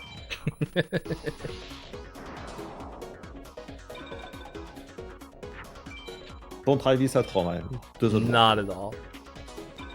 And the verification methods that the speedrun.com moderators, Arius included, that they've learned over the years have come a long way since RNG manipulation was first investigated. So, shout outs to the speedrun.com moderators that help keep the leaderboards the way they are and the verifications to proper standards.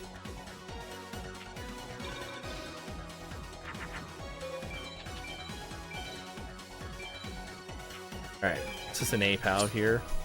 So not cheating and not getting caught. It's like very, very, very hard. Even close to I'm not gonna say impossible though. Good luck. Let's block you. Nothing there, unfortunately. Not gonna stay for too long, probably a couple duels, and then we're gonna move on.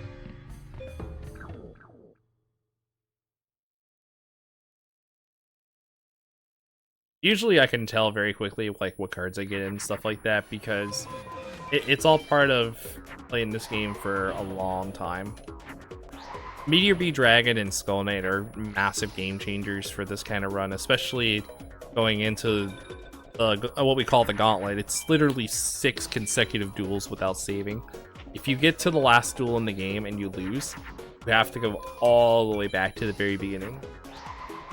And that's a lot of time of the lost. 6 duels, but not the entire game. The game is not that harsh. Well, I'm saying like all the way back to the final 6 duels. That's what I meant to say. I totally didn't mean the latter. I mean, technically, if you do like me, one death and it's over, since I never save. Indeed. That's what most runners normally do. Like, no save and just... In Arius's case, no Atex, I guess. I mean, I do attack, but it's kind of... Doesn't want to fall for the gambler's fallacy of trying to go for a scam tech. There's a dragon. I mean, I will do the attack, but I already know the result. So Indeed. I know the run will die 5 minutes later. And 99.99% it does die.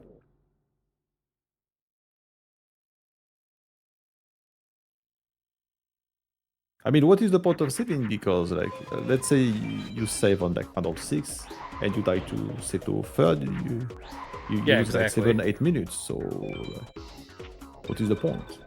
Yeah, exactly.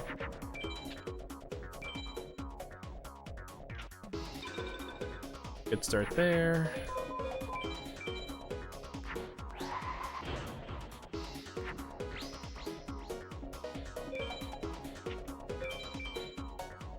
Alright, I probably will move on after this duel. It just depends on what kind of drops I get. I don't want to stay on this particular duel forever, considering that I'm on a 235 estimate here, and I don't want to go over.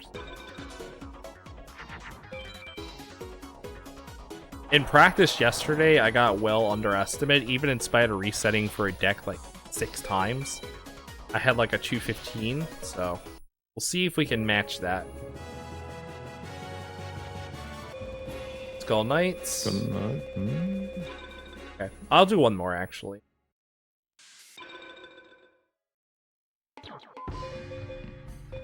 I guess the Yami will come to play if you have like some Zoa or whatnot.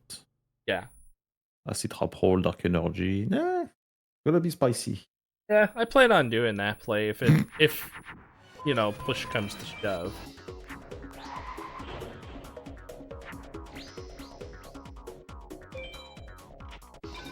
Yami is very good. Yummy OP is pretty good. Yami Dark Magician Megamorph, huh? Hey, it's a win condition.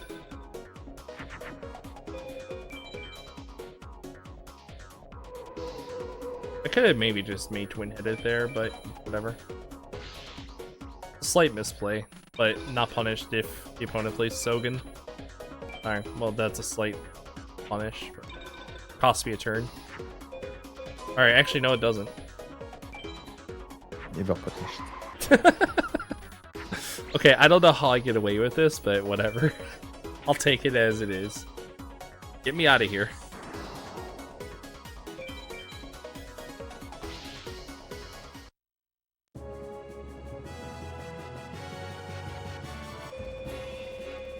Saw Trent. I saw 2 Trents. Another Dark Magician. I'll go one more.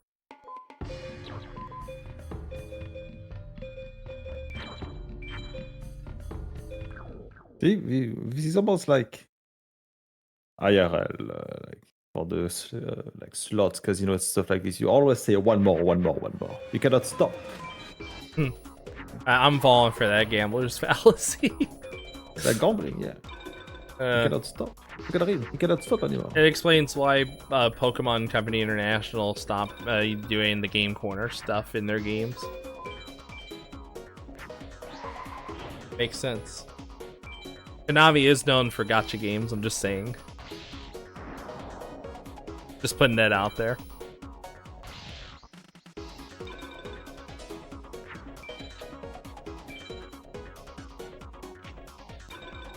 Alright.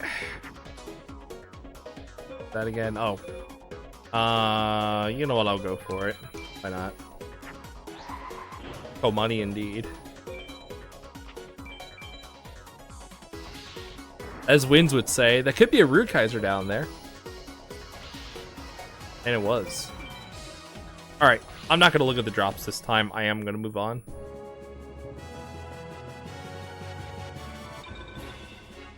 Nice additional Dark Magician that I don't need. It's not a rare drop, it's a 44 out of 2048. It's the same odds as Curse of Dragon. Yes. And Gaia.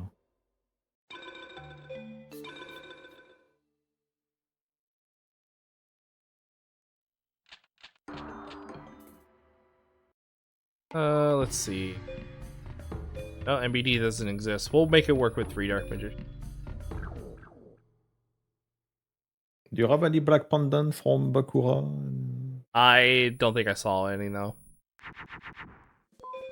I guess Yami will do. Mm-hmm. I mean, I have... Let's see, I have Dark Energy, I have 2 Bright Castles, and a Megamorph. I can make that work along with Yami. I could just put a Yami in the deck if needed.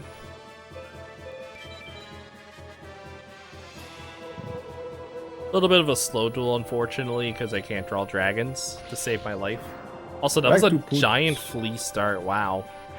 I like to put Umi face down when I have nothing in my hand. Yeah.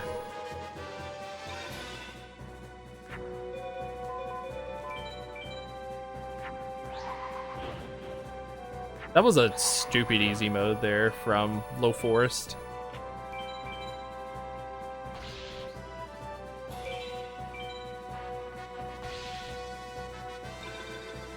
Oh, 1 in 1,000 apparently. One of our viewers. Wow, that's crazy. Not too bad. Hey, that beats Anabisius, Dark Magician with Bright Castle and Megamorph. That even beats Ty's Ultimate.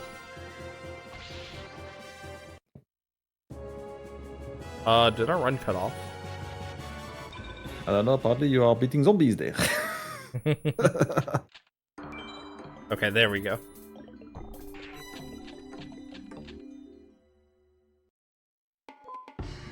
Hey, another Kaminari Kozu. We did some arbitrary code execution. We did some ace. So now we switch to some zombie, I guess. Check out these zoomies. Put a couple of widespreads in. Balance it out a little bit.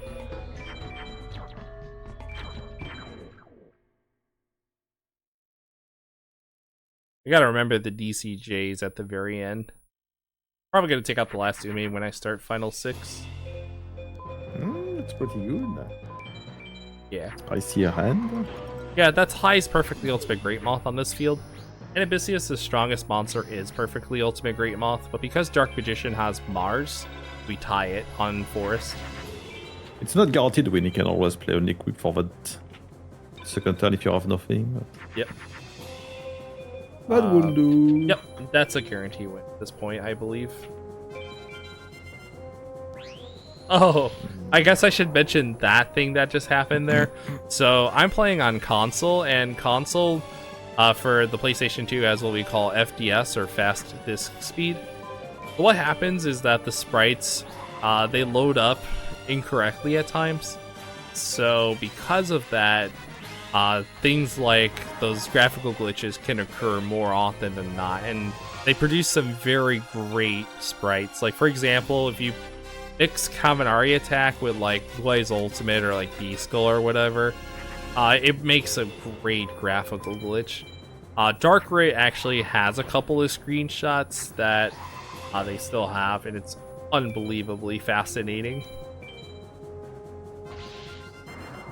That's the best part of playing on console, is these graphical glitches. Oh, without question. Alright, we have beaten the last High Mage, and we're going on to the final 6. I think I have a golden blue eyes white dragon in one of my clips. Oh, yeah. was it my Hondo PB? I forgot, but I have a golden. I'll have to take a look. Dragon. That looks very fascinating. Honestly. Alright, let's save. And let's start the final 6.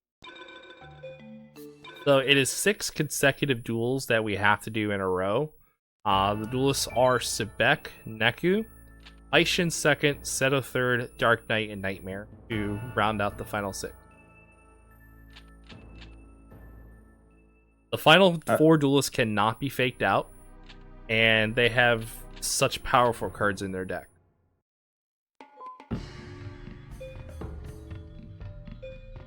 The best thing about graphical glitch is after you use like Rageki or Darkroll and the AI fuse, you will see Rageki or Darkroll as a monster with high attack. You die from that, it's very funny. Yeah. Alright, that's Sebek down. Sebek's strongest monster is Zoa on Yami, but he also has Metal Zoa. Easy duel when you have equips that work on this field.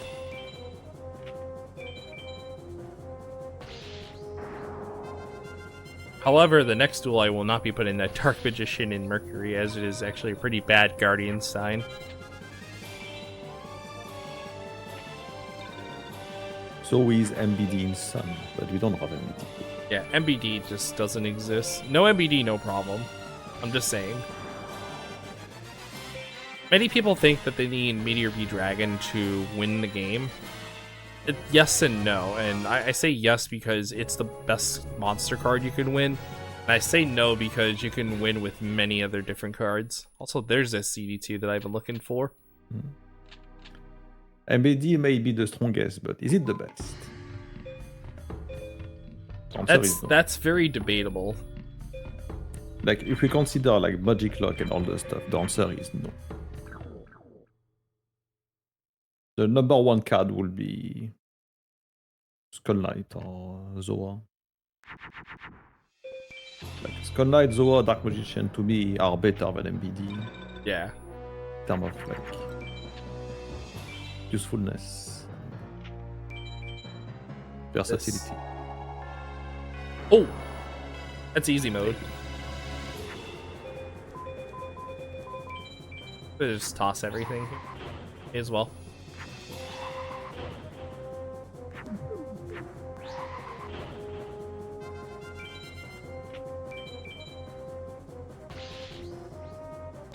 Alright, so Neku normally has Skull Knight, Zoa, Dark Magician, and stuff like that. But I got the pretty good side of RNG there, that being a Victory Box start. Neku has monsters that are boosted on Yami. That's kind of like how the low shrines, like the low mages, were earlier in this run. But Neku has even more powerful monsters than that. Yeah. He also has the same behavior, so if you play Umi, he will Yami back if he has the card. Right. But the addition to that also is that Neku has the opportunity to fuse Dark Energy, which Arius mentioned, the Yami Yami OP strat.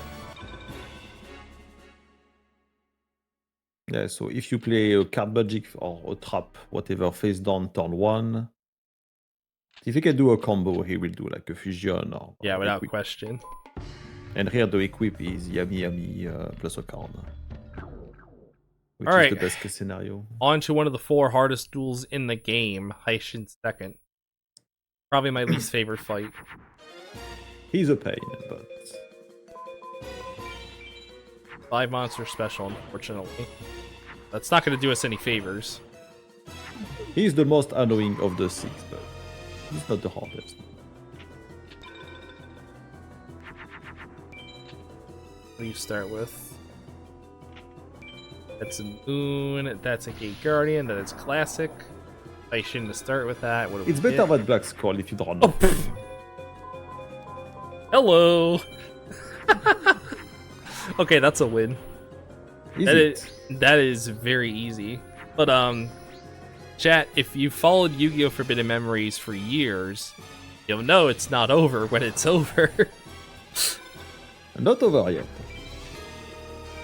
So That would be funny. Would be funny to see that here, I guess. Yeah. So I'll say this also. There have been a big compilation of runners over the years that have gotten hit with what we call being exodied. The first one I want to shout out to also is RGLtvs because RGLtvs was the very first runner in a vanilla race with like I Ate Your Pie and other runners as well that were doing vanilla at the time. He got hit with an Exodia summon, and it was unbelievable at the time. I think there have been like 6 or 7 runners since then that have gotten hit. But yeah, just the list just like grew big time. 2 Japanese runners even got hit as well. I think it was Dakota and Onion that got hit. And the most recent one was Siegfried. Siegfried, believe it or not, is the only runner on this list that got hit with an Exodia summon in 15 card mod. Just want to put that out there. Hey, look at that drop. That stonks. You'd love to see it. Alright, we're coming up on debatably the hardest fight in the game, that being Seto Third. Seto Third is the first real threat then where you can lose big time. But he's nicer than Haishi. He's less annoying.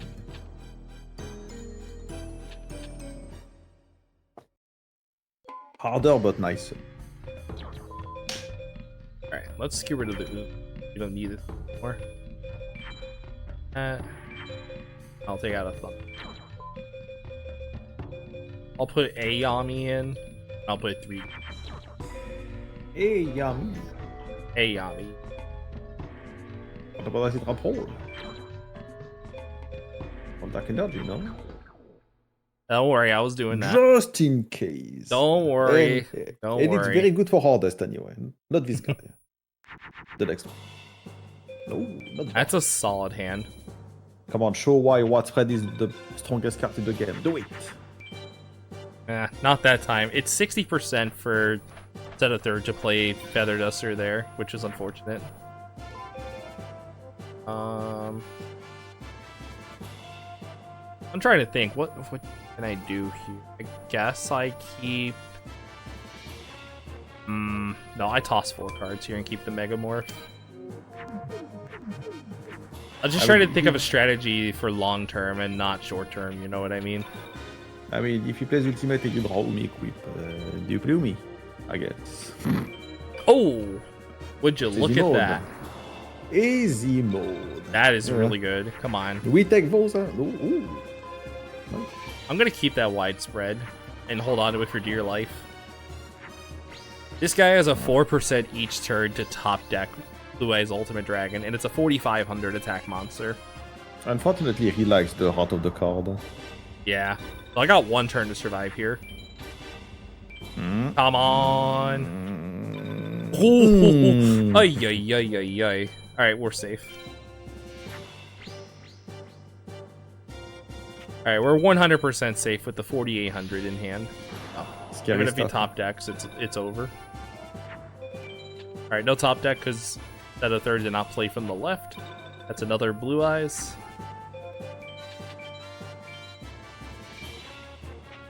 I'm gonna do this. I'm gonna crash my Dark Magician into the Blue Eyes. Alright, one more turn.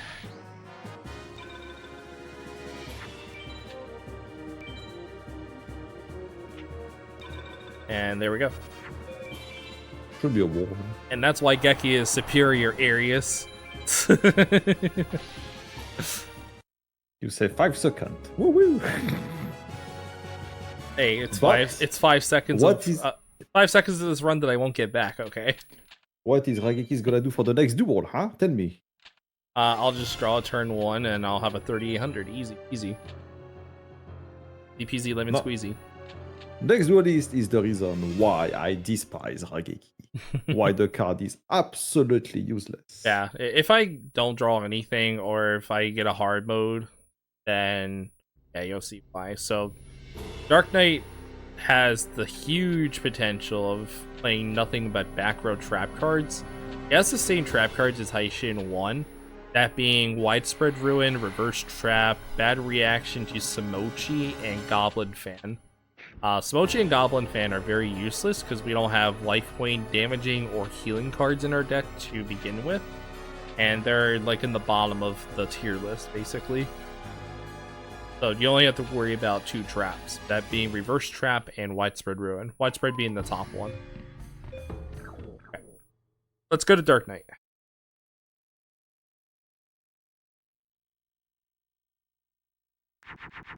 That's close. I guess keep the equip the HCD move. Yeah, that's what I what will do. That's what I was gonna try to do, is just do twin-headed. And the reason being is, guys, there's a chance that we can get a Cosmo Queen star here. It's 38% to happen, but we'll see what it is. Oh, Ooh. what the? But actually, it's good, but It could be, I think, Thousand Dragon, potentially? Thousand Dragon or Crimson Sunbird. Those are They the could be high very cards bad. that I know of. That's it's Sunbird. good, but this could be very awful because that means he's very close to run out of monsters. Yeah. And what he does, he has no choice but to play Magic or Trap. Yep. And Magic-wise, he has a lot. And he played another one there. Alright, we just win. Alright, we're on to the last fight in the game, that being Nightmare. Not today, huh? Yep. Not today. That is an easy 3-turn. No, don't expect every duel to be like this on hardest. Oh, absolutely. There's a sword arm that I wish I had, like, like 45 minutes ago.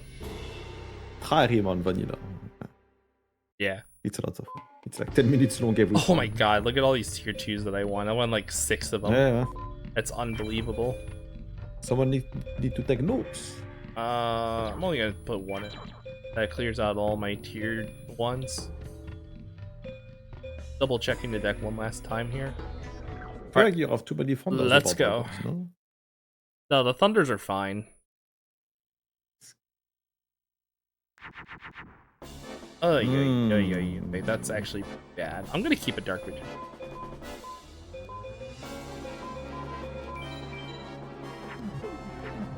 I don't like this.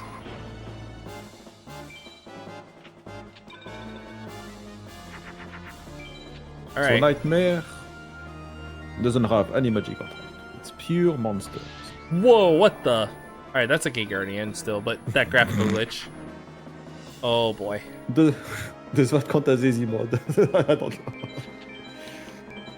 Alright, I gotta just hope and pray that he goes down here. Play, like, that's a beefy Get Guardian, huh? Yeah. That's an MBD. It doesn't change a lot. Yeah. Unless I draw a Megamorph here.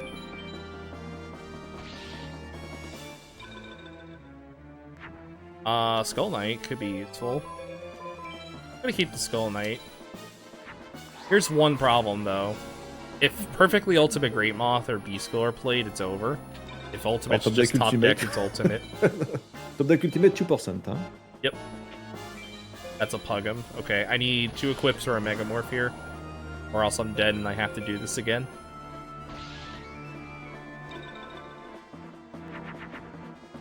Dead. No, it's over. Alright. Well, at least we got plenty of time to do this again. Unfortunate. And now you have to go back all the way to the beginning of Final 6. Yeah. And unfortunately, I had 6 equips, none of them showed up. Thankfully, we have time to do this. We're well under estimate still, so we're still good. When the game says no, it means no. Yeah, this game is very brutal.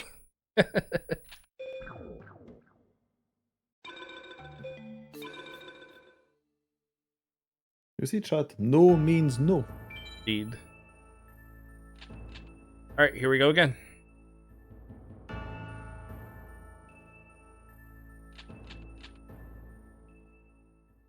I guess we'll have time for one more attempt. Depends on where you die, but...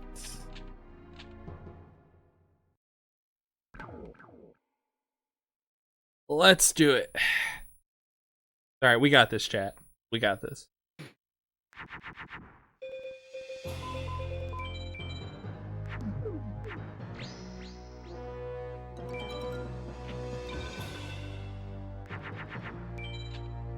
Yep, it is the gauntlet for a reason. Literally the Infinity Gauntlet.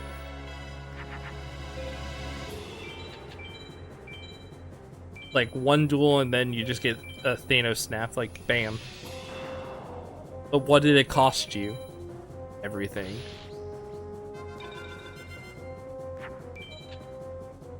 Okay. Oh, okay, that's unfortunate. That was a Zoa instead of a Metal Zoa. Actually, let's just... Still an A-Pal. No problem. Alright, we still have another chance to win Zoa and Metal Zoa here.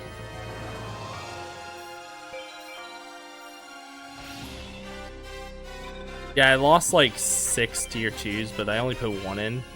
It's not really that big of a deal, to be honest.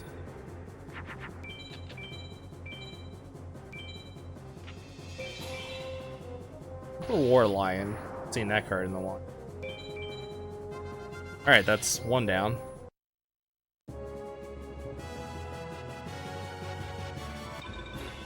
Matador. Spellcaster.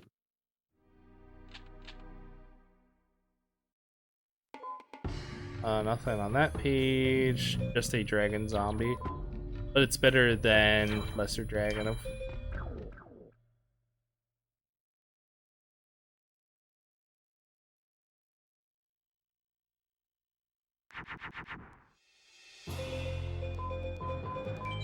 I'm gonna toss on the dragons.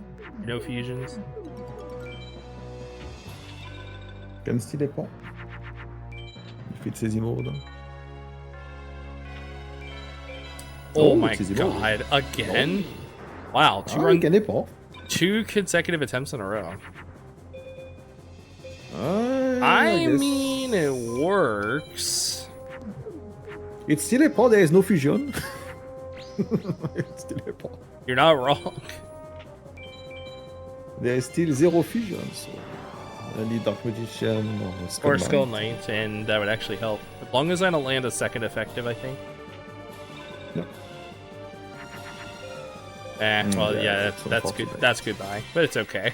Unfortunately. We at least got something out of that. Good content value. Alright. And people see why a Megamorph is so broken in this game. That's why. Alright, rematch with Heishin again. Who has Megamorph and likes to play Megamorph. And actually has it at a ridiculously high rate in his deck, or a chance to have it in his deck. A classic Megamorph scenario on Heishin, it's like he starts with Black Skull, you cannot kill the Black Skull, he Megamorphs their Adamant because their Adamant is stronger than Black Skull thanks to the field. Yeah, exactly. And that's why sometimes you don't want to see Black Skull turn 1 if you have nothing. I would rather see Get Guardian instead. Ah, triple CD2. That's back.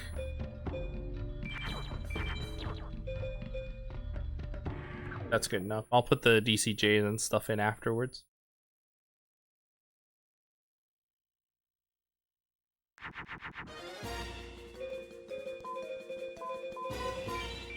Playing Umi for turn 2. Playing Umi for against Heishin is like asking for a death wish. Turn 2 it's fine, but not turn 1. Turn 1 you are asking. Well, it depends on what he plays on turn 1 anyways to begin with. Oh. No, I mean, if you don't equip that, you'll have Ting something, or half is the widespread, you will have put that on. Mm-hmm.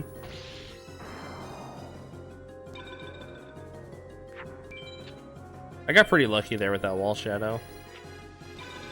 That's probably another one. Is this still APAL?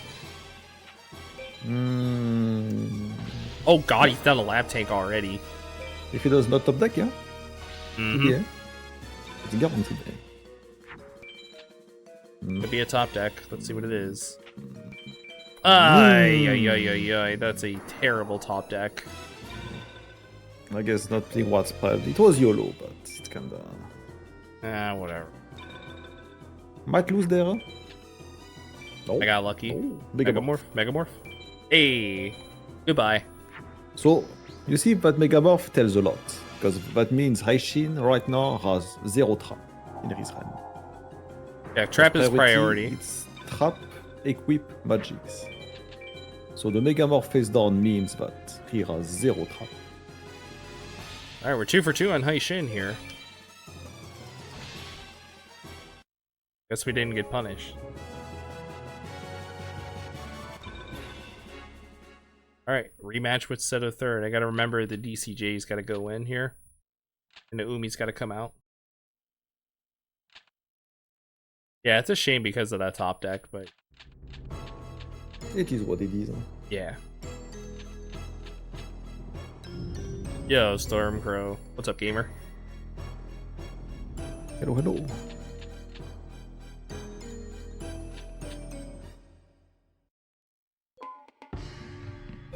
Go to Good Dragon.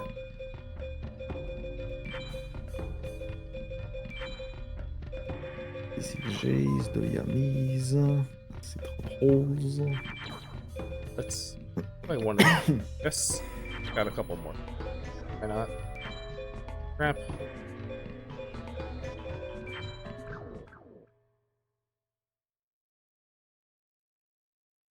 All right, here we go.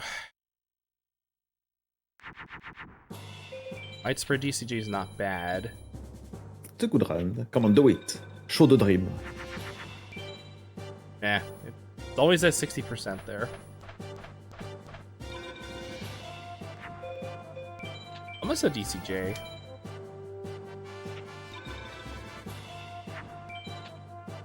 What's he got? MBD again? Oh boy. Chiwezimo Dinoro. But I'm gonna YOLO easy mode this doesn't one. mean easy fight. Exactly. I'm gonna YOLO this again.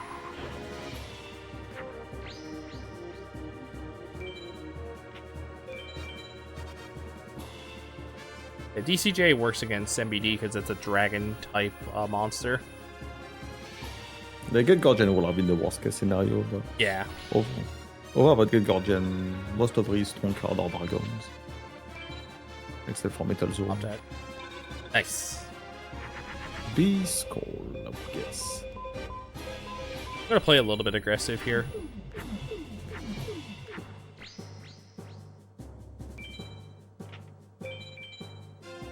Yeah, it's Beast Skull. That's fine. So, Metal Zoa or Blue Eyes White Dragon have to be the next monster that's played here. And it's not a top deck, so we're still good. If it's Okay, not it's the regular. first card, it's not heart of the card. I'll play the second DCJ and just get it over with.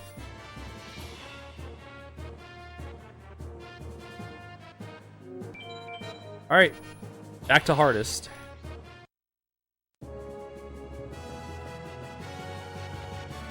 I don't think it's gonna be as nice as last time. Probably not.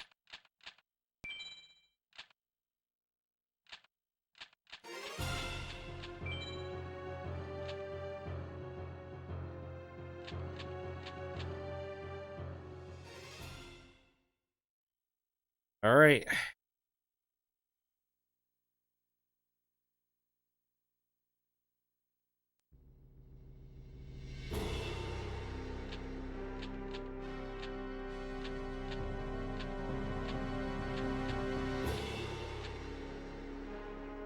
Alright, Dark Knight and Nightmare is all that's left here. It's all what happened last time with Dark Knight. Hopefully Nightmare will be nice afterward. I don't think I'm going to make any adjustments to the deck unless I see tier 2. Even then, there's not that many I need to put in. Gonna go. Go, go, go, go, go. It looks like Macho Man Randy Savage for anybody wondering. Yeah, that Yambi's not gonna help cheat. Not really. I'm still gonna keep the Geki though, just in case. I mean, maybe useless here, but yeah. Wanna get rid of the strong cards. There's MBD.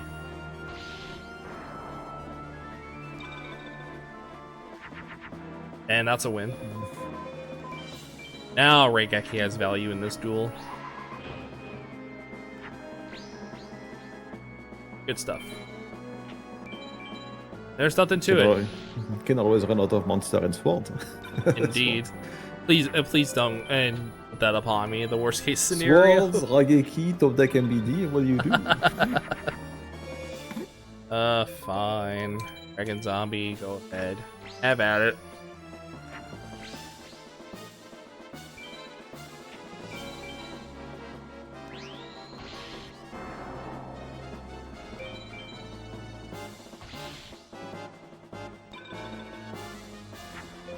Alright.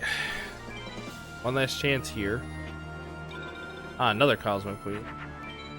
Goodbye. One more time. One more time. More game. And one more game. Let's hope this is the attempt, chat. It's all or nothing. Leave it all out there and just see what happens.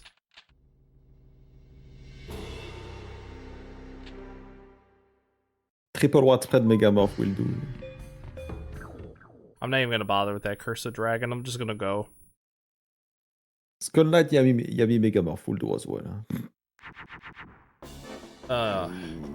It's better than last time. But Yeah, it's workable. It's definitely slightly workable. Better.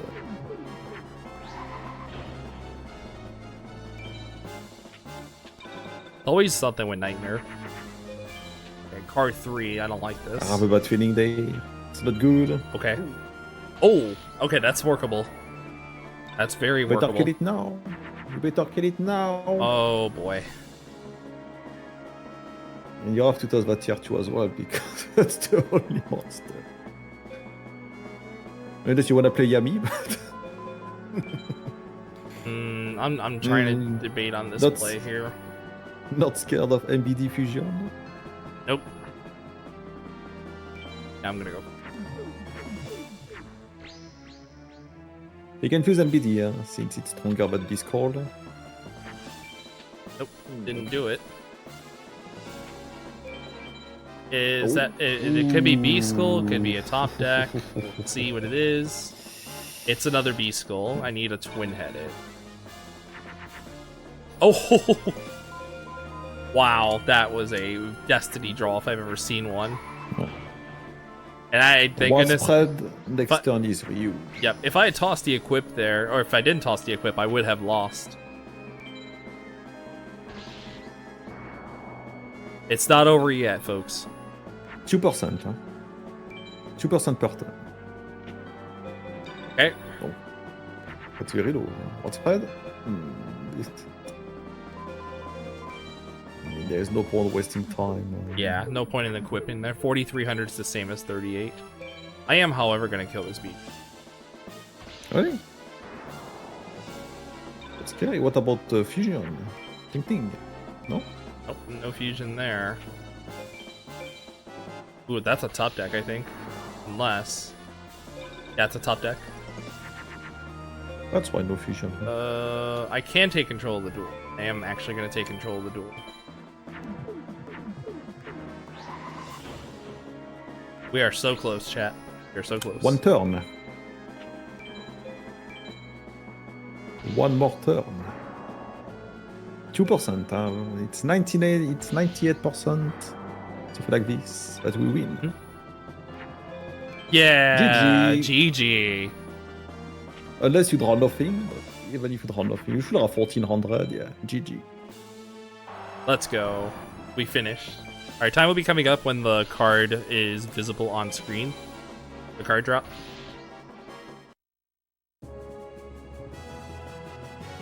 And fine. GG. There we go. Perfect. Finished on schedule under estimate. You'd love to see it. Drops really quickly.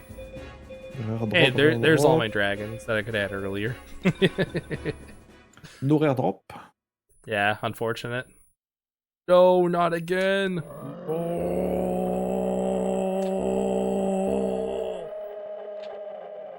You are missing a couple O's there.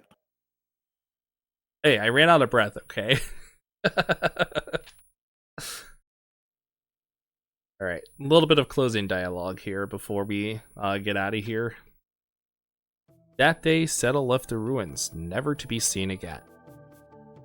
Egypt was unified once again under the rule of Retrothon 2020. To protect mankind, he ordered the Forbidden Ruins to be buried. Retrothon 2024 became the greatest of pharaohs, bringing prosperity to all he ruled. The vile mages were no more. This was the tale of Retrothon 2024. He whom we call Yu-Gi-Oh! Save the game one more time, and we are finished. Alright, what a great finish to that one. Very suspenseful, and you know what? I'll take it considering there was not a single Blue Eyes Ultimate Dragon play there. So, yeah, thank you very much, everybody, for checking out the run. It is much appreciated. Hope everybody has enjoyed the marathon up to this point. Arius, thank you so much for being on commentary and joining me for this run. It's been an honor and a privilege to have you on board. You're welcome. Thank you for having me for this. Absolutely. And I want to thank the staff and the people at RGLTV behind the scenes working tirelessly to bring you endless content throughout the course of the entire marathon. It's been, again, an honor and a privilege to be a part of my second Retrothon and to showcase this game to you all as well. There's a lot more of exciting retro-related speedrunning to follow this game, and I hope you all do enjoy it. Everybody, thank you so much for checking out RGLtvs annual Retrothon event, and I hope you all take care, and I will see you all in my streams. Thanks for watching, everybody. See you then. Bye bye.